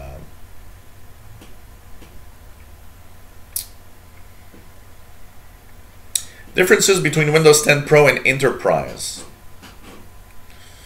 I'll there's quite a few changes. There's quite a few differences, but I need to.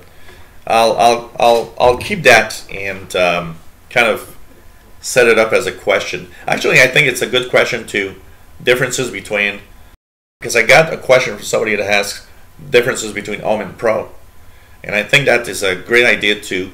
You know what, I'm gonna take note of this, and we'll have a roundup of what's different between Windows 10 Home, Pro, Education, Enterprise, and see what are the differences, and also that there's a licensing differences between all of that. Do you like stock OneSkin Android?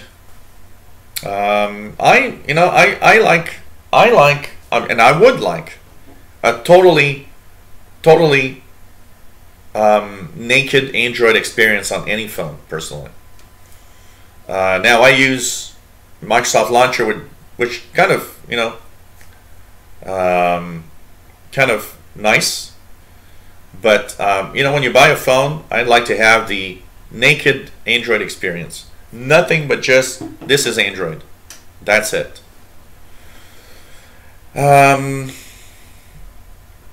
What else do we have? Oh, I totally forgot, Douglas. I'm so sorry. I remember you asked me. I'll take note of it. I totally forgot about it. I'm so sorry, Douglas. I am going to look at it and let you know. Can you send me, Douglas, can you send me a little email? helpwithyourcomputers@gmail.com, just to remind me. Like that, I'll have it in my face.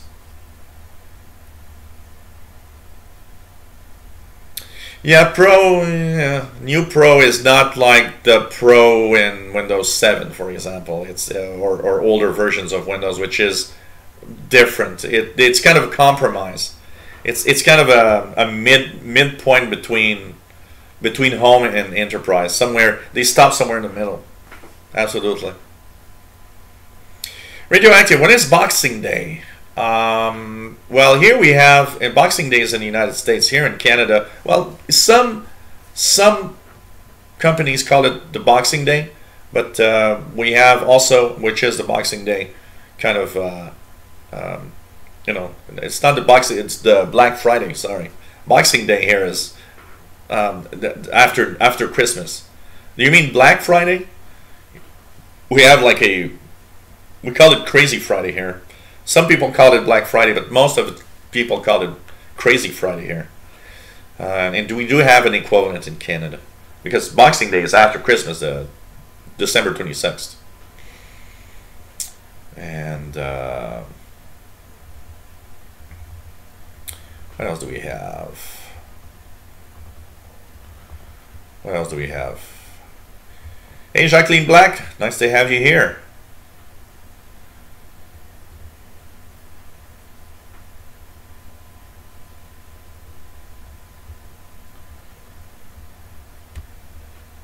Yeah, Malcolm Young of AC/DC.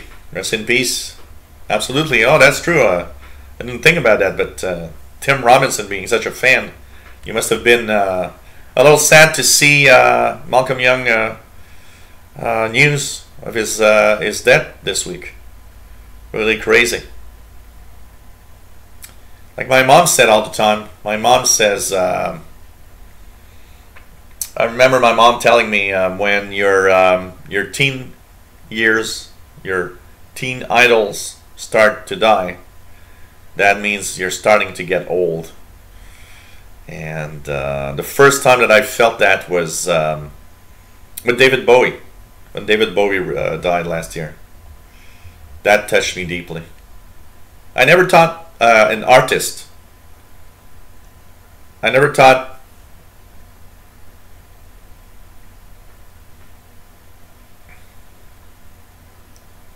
an artist could touch me, really.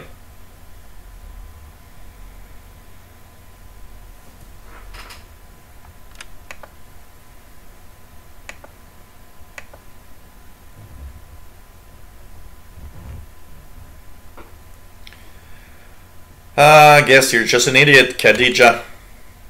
That's all I gotta say. Bye.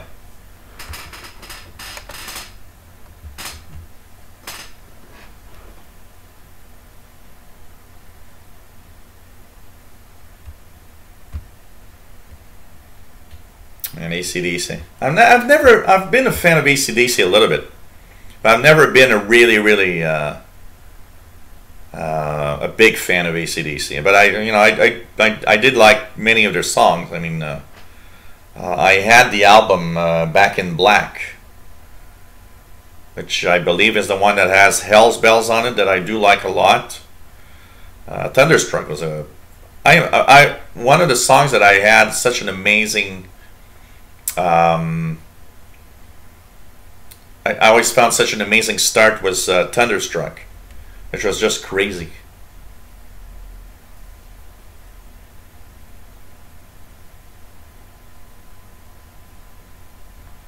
So, oh, you saw that, Waltz. You're talking about David Bowie's Space Oddity. Yeah, it was fun to do.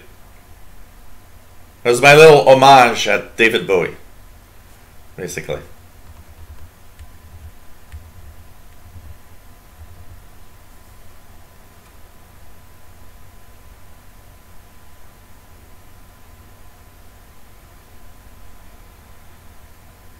Well, you can ask questions, but I hate people that are just like, you know, in your face.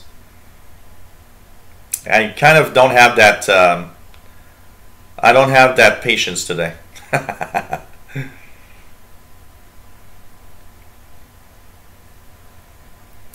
The singer is, I got your email, by the way, Douglas. I just have a notification pop up. So thanks for that, and I'll come back at you with that. And by the way, if you ask a question and I did not see it, you can just repost it. I'll be happy to answer it. But you know, don't put it in my face that I don't answer questions, because I'm just gonna, you know, I'm just gonna say fuck you. That's it. Here, I use the F word, and I'm not drunk. I'm having just flavored water.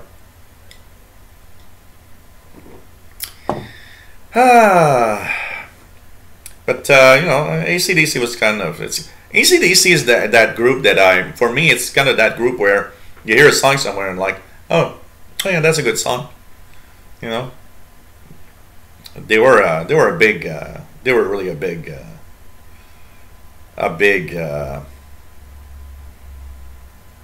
part of the music industry. I can tell you that. The singer is he's not dead, but he's actually, I don't know if did Tim, you're more probably in the yeah, I know, Bobby, but you know, there was a more interesting way of saying, oh, hey, I ask a question, can you answer it please, or just, you know, and it's just, you know, but yeah, well, I'll have to Vaults, I'll have to flag it 18 years. Oh man, you have to when you do things like that, you have to either delete it or flag it like, well, okay, you got to be 18 years to watch this video today. So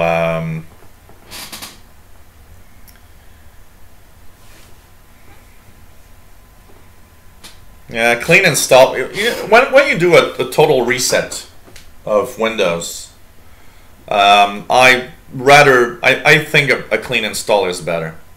It's better than doing a full reset. Full reset takes a long time. It's amazingly long. You're better off, you know, back up the stuff, put them aside, and just you know, clean install, I think, is the best that you can do.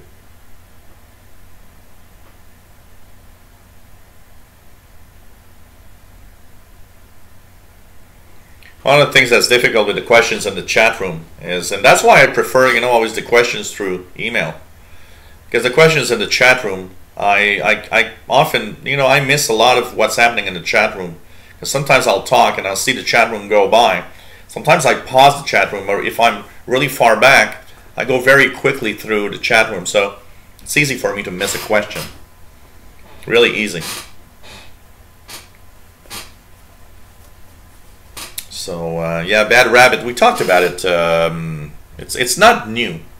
It's something that's been around for a while. But yes, there is I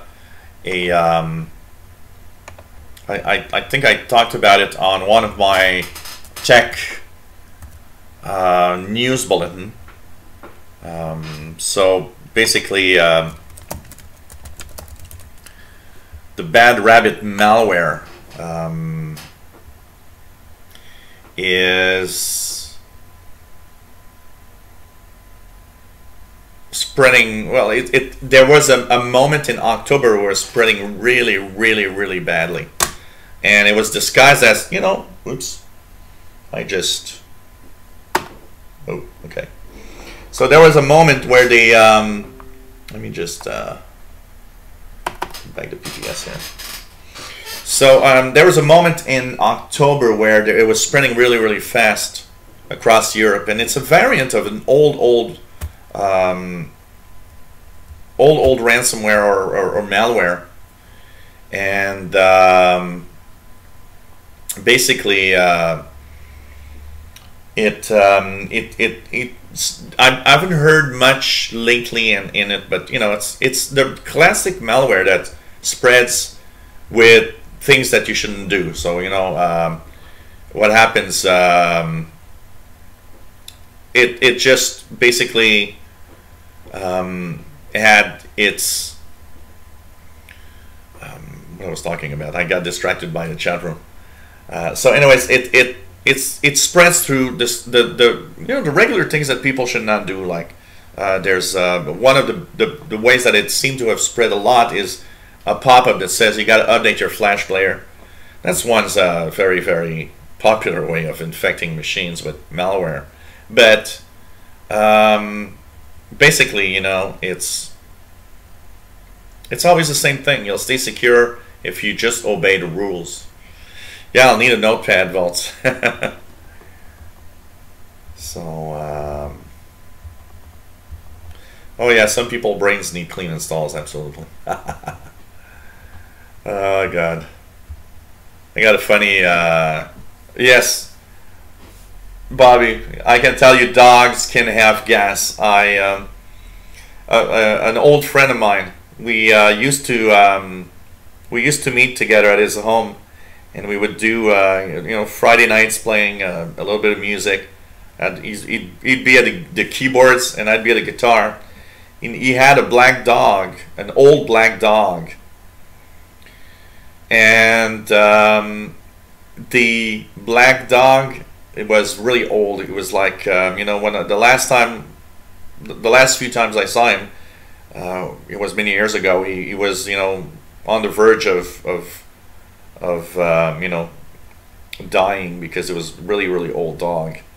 But it was so funny because when we would play music together, he would have his butt in the room, in the doorway, and his head outside in the alley.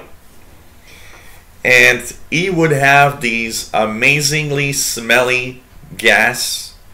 It was crazy. And every time we were playing something and it's like, oh man, this is so bad. And he would take the dog and turn the dog around, so he has his head sticking inside and his butt sticking outside. But every time we do that, he'd just get up and turn around and put his butt back in the room. And every half hour, we'd just go crazy with the smelly gas, I can tell you that. So, you know, just really crazy.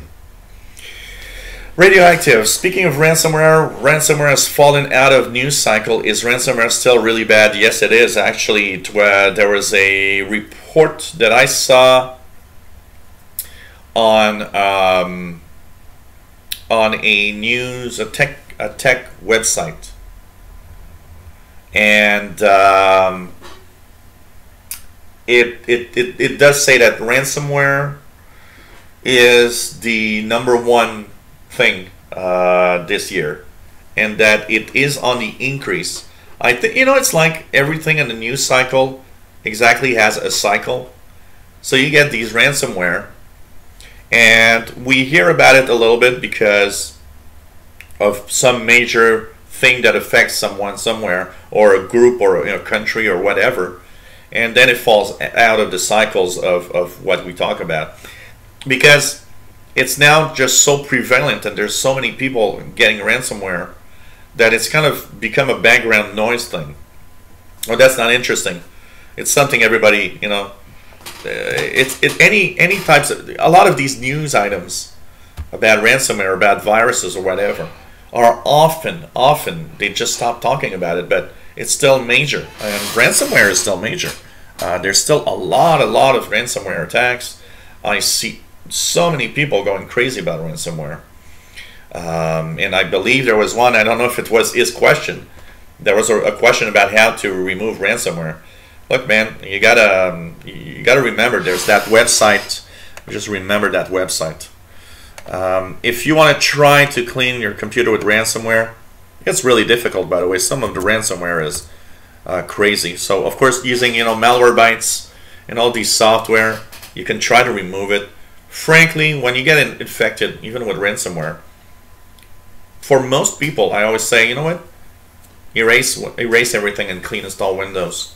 It's the only way you'll be 100% sure that it's gone. And if for decrypting files, you know, ransomware decrypting. Trying to remember what was that site that I talked about. I remember a website that I talked about, which the No More Ransom project, which is nomoreransom.org. That's probably the best place to go to. It has the up-to-date information about maybe the possibility of decrypting your encrypted files, but it's very crazy. So, or really, Malwarebytes giving you false positive. It happens with all antivirus.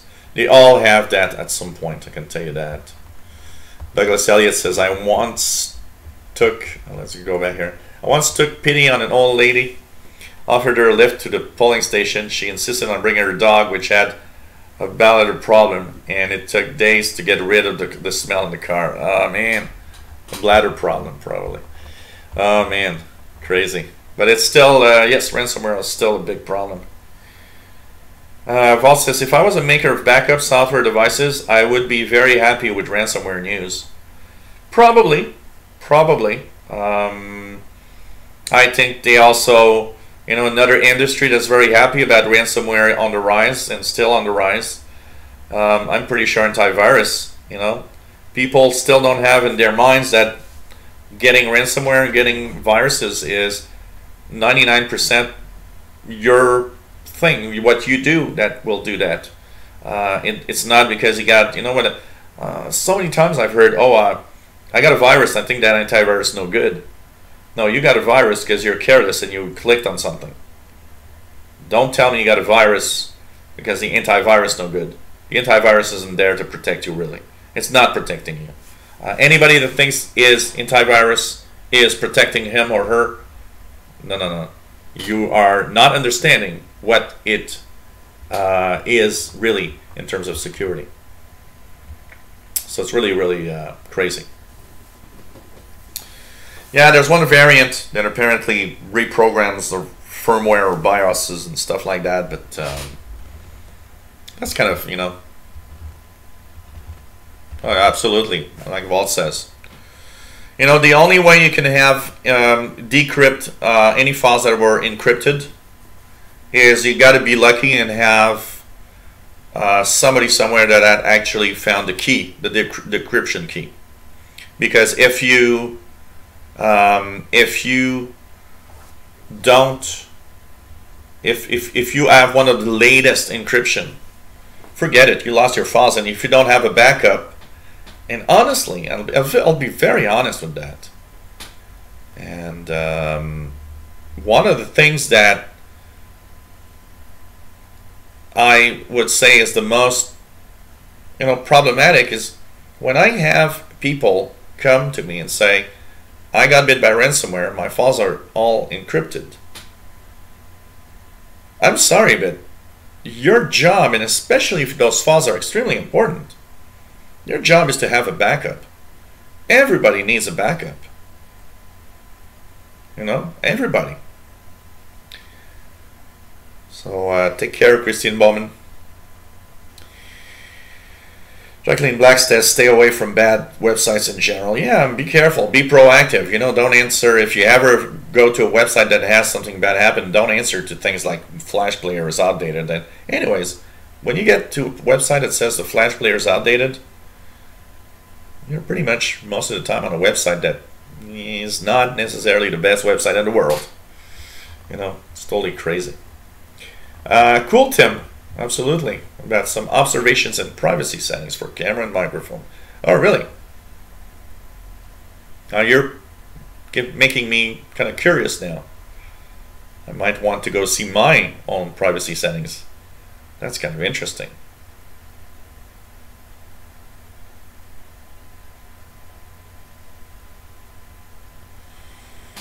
So, Ripple Pearls, I got a new update for mail and calendar, but I'm not seeing the new color changes that they said came with the update. It could depend on the graphics adapter that you have, Ripple Pearls.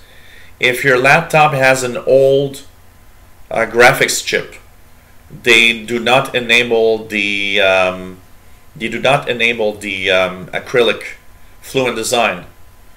You're going to stay on a drab black or just one color interface.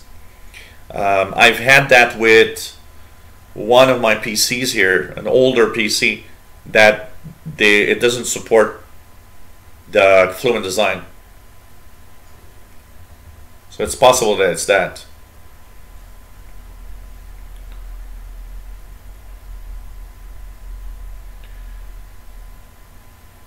Tim says, nothing serious, just the settings app seems to crash and loses focus on the mouse pointer, making things unclickable.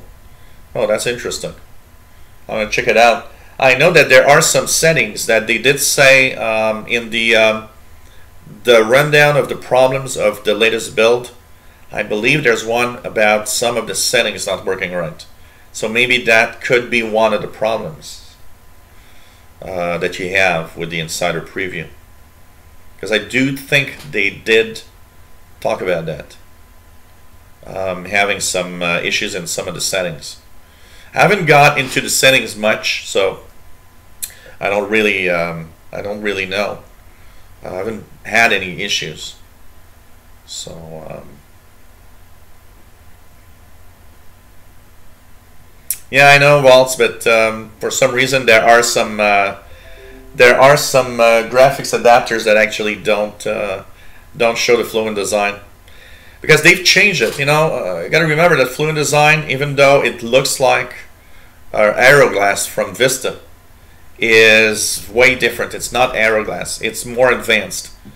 It has some very, very unique lighting within the acrylic. So it's not just frosted glass that you see through. It's frosted glass that has some kind of light going through, as if a flashlight would actually that goes through. No, it's not the X12 only. It's not it's not the X12 only.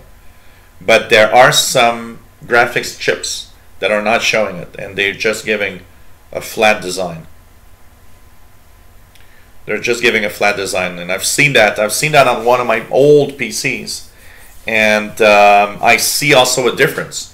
For example, this one has fluent design, but my laptop, my Core i5 laptop that has a much more advanced graphics chip, has more visible fluent design, it's more easy to see the Fluent design here, and it's different.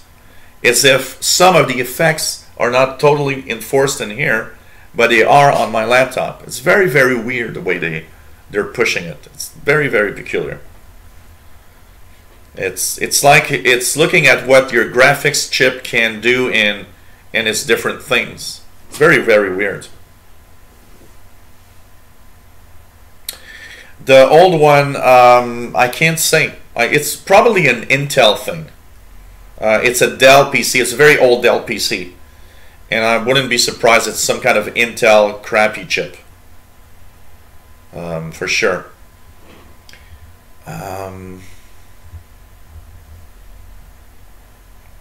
What else do we have here? Let me just check.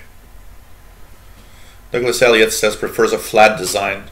At least they have an on-off switch, which is, you know, at least good.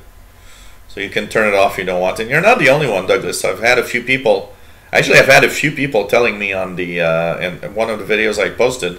Thank you. I have some problems with my, you know, I got a disability. I don't really see well, and I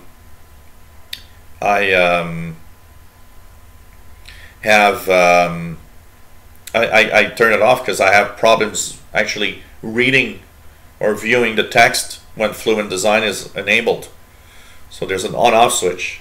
Some people would like to have that per app. Some apps with the Fluent Design, you know, so a lot of people want to have an on-off switch for every app. So you turn it on for some apps that you want and turn it off for others.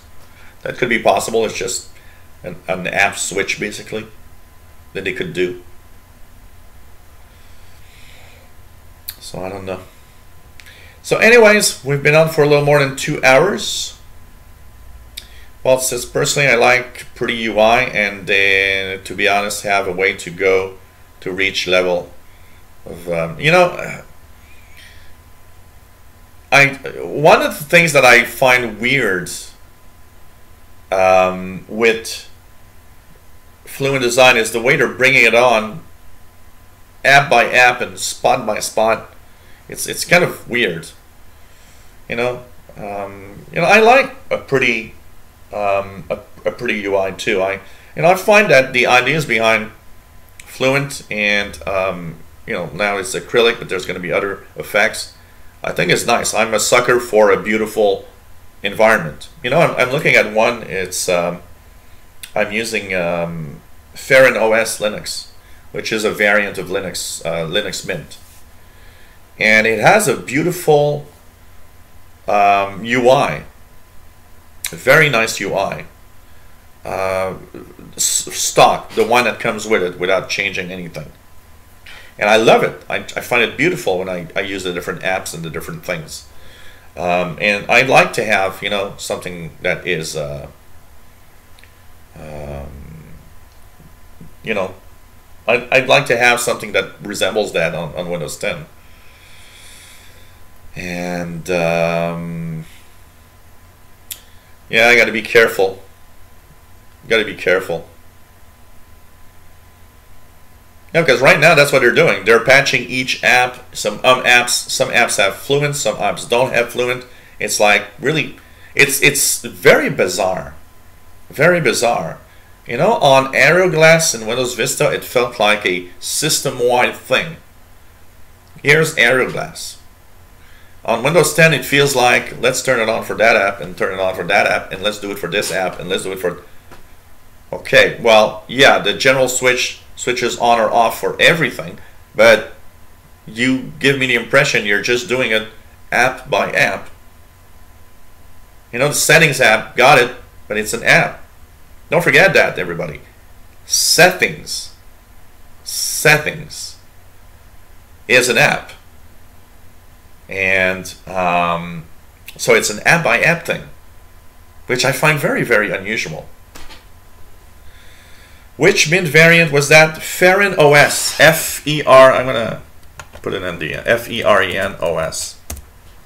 I'm using that on my, I've got a Core 2 17-inch screen laptop that was given to me by a client of mine, because the hard drive was bad, and she just didn't know what to do with it, even if I fixed it. So she gave it to me, and it's running Farron OS. Farron OS. I actually like the distro. It's a nice distro, and it has all the basics. All the basics of that you need, including every little basic thing that you might need, like LibreOffice if you need a office suite like Word or Excel or whatever. It has pretty much everything you want. I need to revisit. Yeah, Tim, I know. I'm trying to actually what I've started to do, honestly, I have started to make a chart of what 2018 will be like on my YouTube channels. And on that chart, I am actually right now creating a set of rules that I will follow every week. And that set of rules means that the way things are going to be done in the videos, I will have a revolving video schedule. That means every channel that I want to use and I want to touch will have videos at least once a week. So some, of course, will be prioritized. The Windows channel, the radio channel are high priority for me. The Insider channel is a pretty high priority also. But then after that, okay, where I prioritize, I'll probably prioritize a little more with unique videos. The Fix-It channel. I will also do things in Android channel and Linux channel. So I will go into a specific set of rules that I have to follow every week, which will make me do and touch every channel regularly. Because right now I'm kind of lost in, I got to do this, I got to do that, got to do this. And at the end of the day, it's like, okay, I've done this for that channel, this for that one, but I didn't have time to do anything else for another channel. And the problem is for channels to maintain themselves, and I'm pretty good at this now because of the years gone by. For channels to maintain their viewership, to grow, you need to be there regularly. You need to do things every week. So of course, when you leave a channel, like the Easy Computer Fixes channel has, at some point it was quite popular. What made it less popular is I focused more on something else, and I let it go, and I let it stand there alone, not posting a video for several months, and that made it go down. It kept its it kept its subscribers, but it went down major downward turn in viewers. So I will have a kind of a set of rules and a set of regulations of how every day I do my videos, which means some channels like the Windows channel will get daily videos, but I'll be alternating some channels that I don't do much right now so that they get 1 or 2 videos a week, more if I have time. And also it all goes to the fact that you need time. Last weekend when I was at the radio station, a lot of people were mentioning, why is their show, the International Radio Report, only 30 minutes? It would be fun to have a radio show that's an hour. And one of the things that people don't understand when they're not here, I'd like to see you, if I could, I would actually take all of you guys and teleport you here and let you see how a day is, how a day works being Gilles. So you got YouTube, plus now I've got Microsoft at different spots of the schedule. Plus, oh yeah, I gotta go to the groceries. Oh, I gotta go to that. Oh yeah, I told a friend that I would meet him there. Okay, oh, I need to go and do this other thing. And it every week, it's funny because every week I have this impression that I don't do enough. When you look at the week and I'm like, well, you did 2 million things. I had somebody that came over and spent about a week here because he needed a place to stay. And I said, well, don't book a hotel. You know, you can stay here for a week. It won't cost you a thing. And after the week, when that person went back home, he said, wow, I don't know how you do it. I was looking at how you work in a week. It's like it's just crazy what you do. And I'm like, yeah, I know. And it's so I need probably more structure in how I do things that will enable me to be more productive. Also, one of the things that is that needs to know is there are content and there are things that you need to read on it. You need to learn about things before you can ever do a video about it. I got to take some time to learn. Also, not just push anything. So it's just crazy. And you know what? That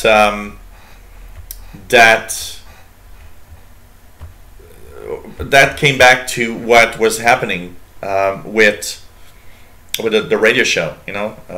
Sheldon said, well, you have no idea how much time it takes to create a 30-minute show. And I tell people, well, imagine I do some videos, and I do 3 to 4 live shows a week. Just look at this. It doesn't show, but that little slide here with pictures requires some time to make. Not just, it's easy to do the slide. That's not the complicated part. What's complex is I gotta sit down and say, okay, what will be the news items I want to talk about this week? What happened in the last week? You got to think about that. You got to think about, and then you got the questions. You got to look at the questions, put them there. On some questions, you got to try to find an answer because you're not really sure what you could, do. Some questions, of course, you just can't help because they're too basic and they are information. So you don't really, have a clear answer to give. If you tell me, oh, my PC freezes. Yeah, well, I'm here. I don't see your PC freezing. Can you give me more detail as I noticed it freezes when I do all this or that or use that software or, pinpoint a little more in a direction than an overall, well, my PC freezes. Okay. Well, my Galaxy phone froze last week for, it was maybe the 3rd time since I have it. I can't pinpoint really where or how because it just froze and it never freezes, so I can't pinpoint, if it does it more often, getting a sense of direction. And by the way, anybody that sends a question, always remember, the more details you have, the better it is, for sure. So,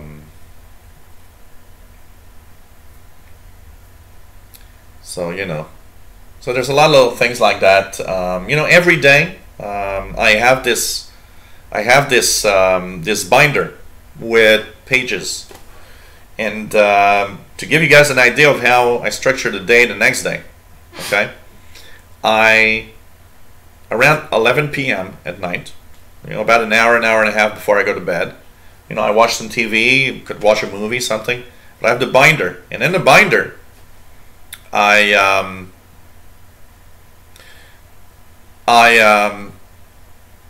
is I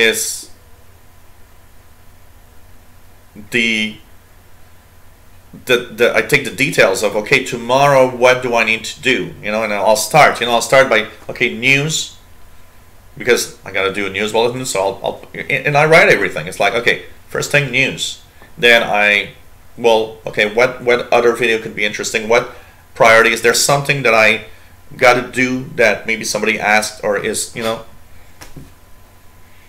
and I get that a lot. Vault says, what's interesting is not so much the news, but your personal take on each item.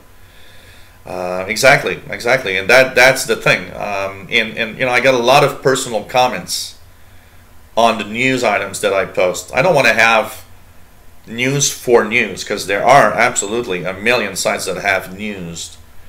But I get a lot of people saying, you know what, I'm interested, I like your news, because you will have your own personal take on it.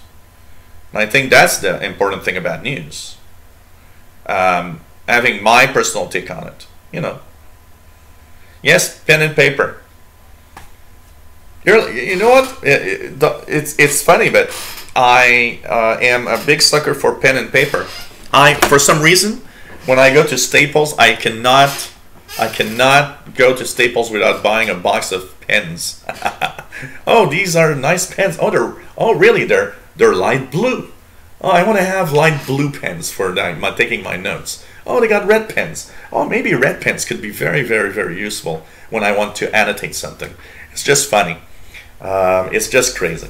I do take notes electronically. I mean, for example, sometimes I will have some news items for the next day, and what I'll do is I will open a Word document and put the main news items I want to talk for the next day that I've seen, so that it takes less time. You know, my typical news bulletin in the morning takes a couple of hours to make.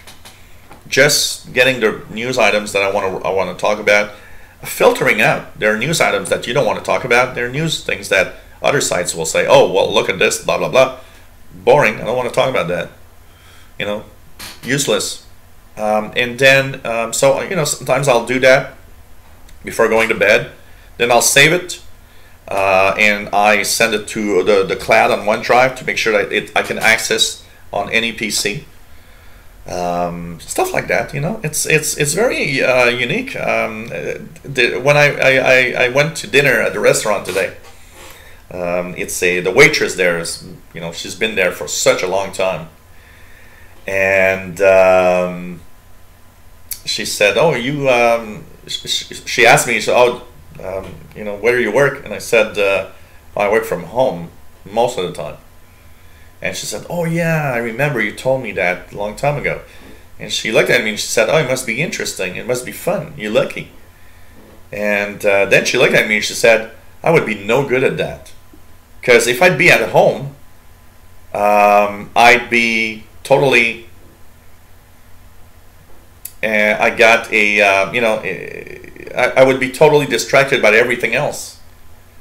And I was telling her, I said, well, you know what, working from home requires a special kind of person, someone that can sit down and not be distracted by everything around. I mean, I could watch a movie on TV, I could go on Netflix and see that new series, I could go to my shortwave radio and say, hey, I can tune around the bands. There's a lot of distractions in a home, which is not there when you work in an environment out of your house. And I think it requires a lot of discipline to do something, you know. Well, I don't think, you know, Walt says in the past he wrote notes on small sheets, probably 10 by 10 of paper. And yeah, these little cards.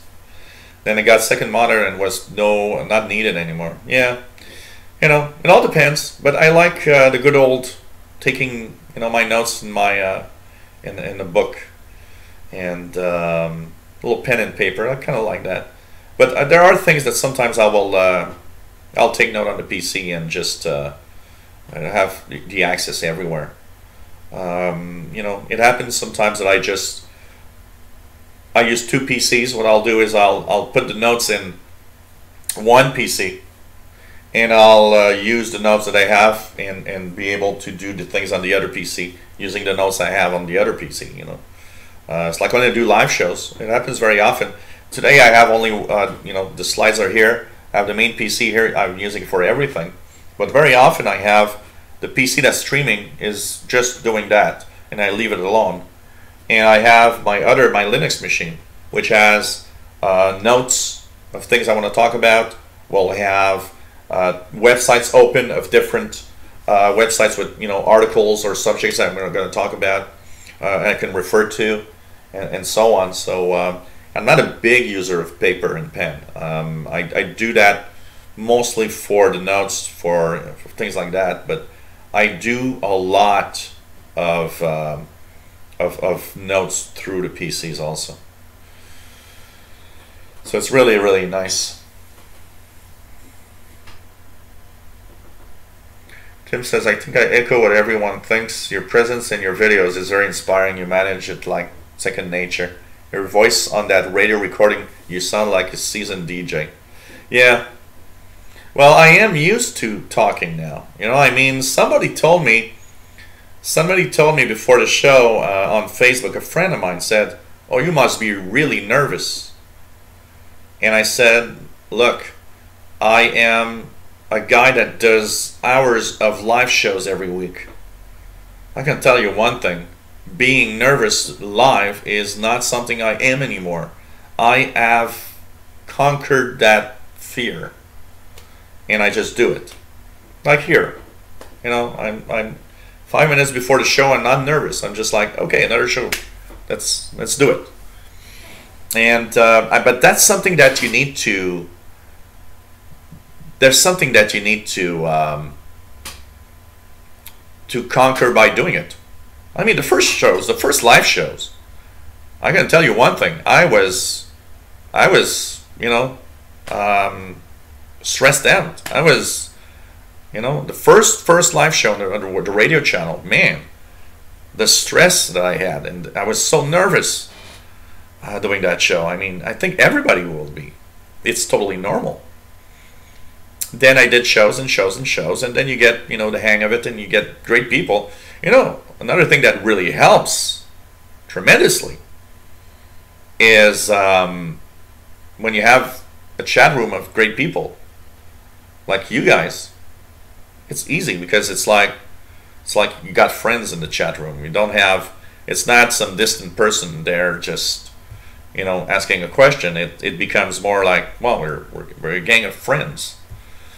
It also relaxes the atmosphere, and I think I got a way to also, you know, make it relaxed. I do snap a little bit, you know, like earlier. Maybe I shouldn't have, you know, banned a guy, but I have to say I very on things.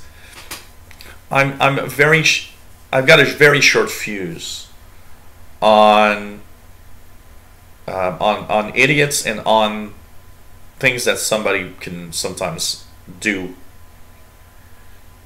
And you know what happened earlier was what? It's you know, you can ask a question, you can, but if you just come in and say, you know, oh, well, so you don't care about me. Okay, look, I don't have time for a childish, you know, I call that childish moment here. Okay, just go away. That's not the kind of way that you talk to me. And I always want to, you know, I remember one live show that I did that somebody came on and said, you know, he had posted some comments I didn't like, so I banned, and he came back with another name and said, hey, so you don't care about your fans and everything. And I said, I do care about my fans, but you got to remember one thing. I'm the big boss. I decide what I do here, and that's it. So, you know, if your way of doing things or saying things is something I don't like, you know, it's just that. It's just that. Well, it says, as a fellow who works from home, yep, there are plenty of distractions, but it really helps if you enjoy it. Oh, absolutely. I would not do this if I did not like doing this. You're totally right with that. I don't really see much distraction either, because I love doing it. I love posting these videos, and I love doing the live shows. And that is something you need. That's something you need. You know? I think everybody that has a job, even if you work from home or work from somewhere else, number one rule, love your job. It's the best that you can, it's the best thing for sure. Radioactive says, I'm sure it helps to have supportive fans for sure. Absolutely. Oh, it does stroke the ego. You know, when I get people saying, oh man, you're great, or just love what you do, and you know, I get that weekly now on the different live shows and everywhere. It's like, man, and I see the level of how so many people love what I do, and it feels good. It tells you, okay, I do something and it feels good. And for that idiot that will, spam, well, these other comments of I love what you do. They are amazing. I can tell you that.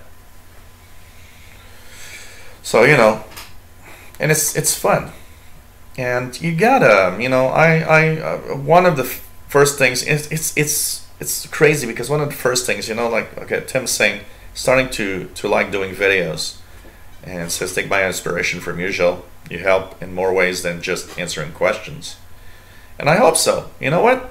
Do it.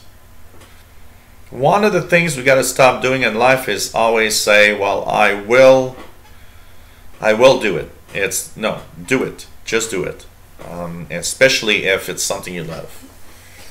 And you got to do it. And the more you'll do videos, the more you'll get the hang of it. The more you'll be secure. The more you'll feel, professional doing it.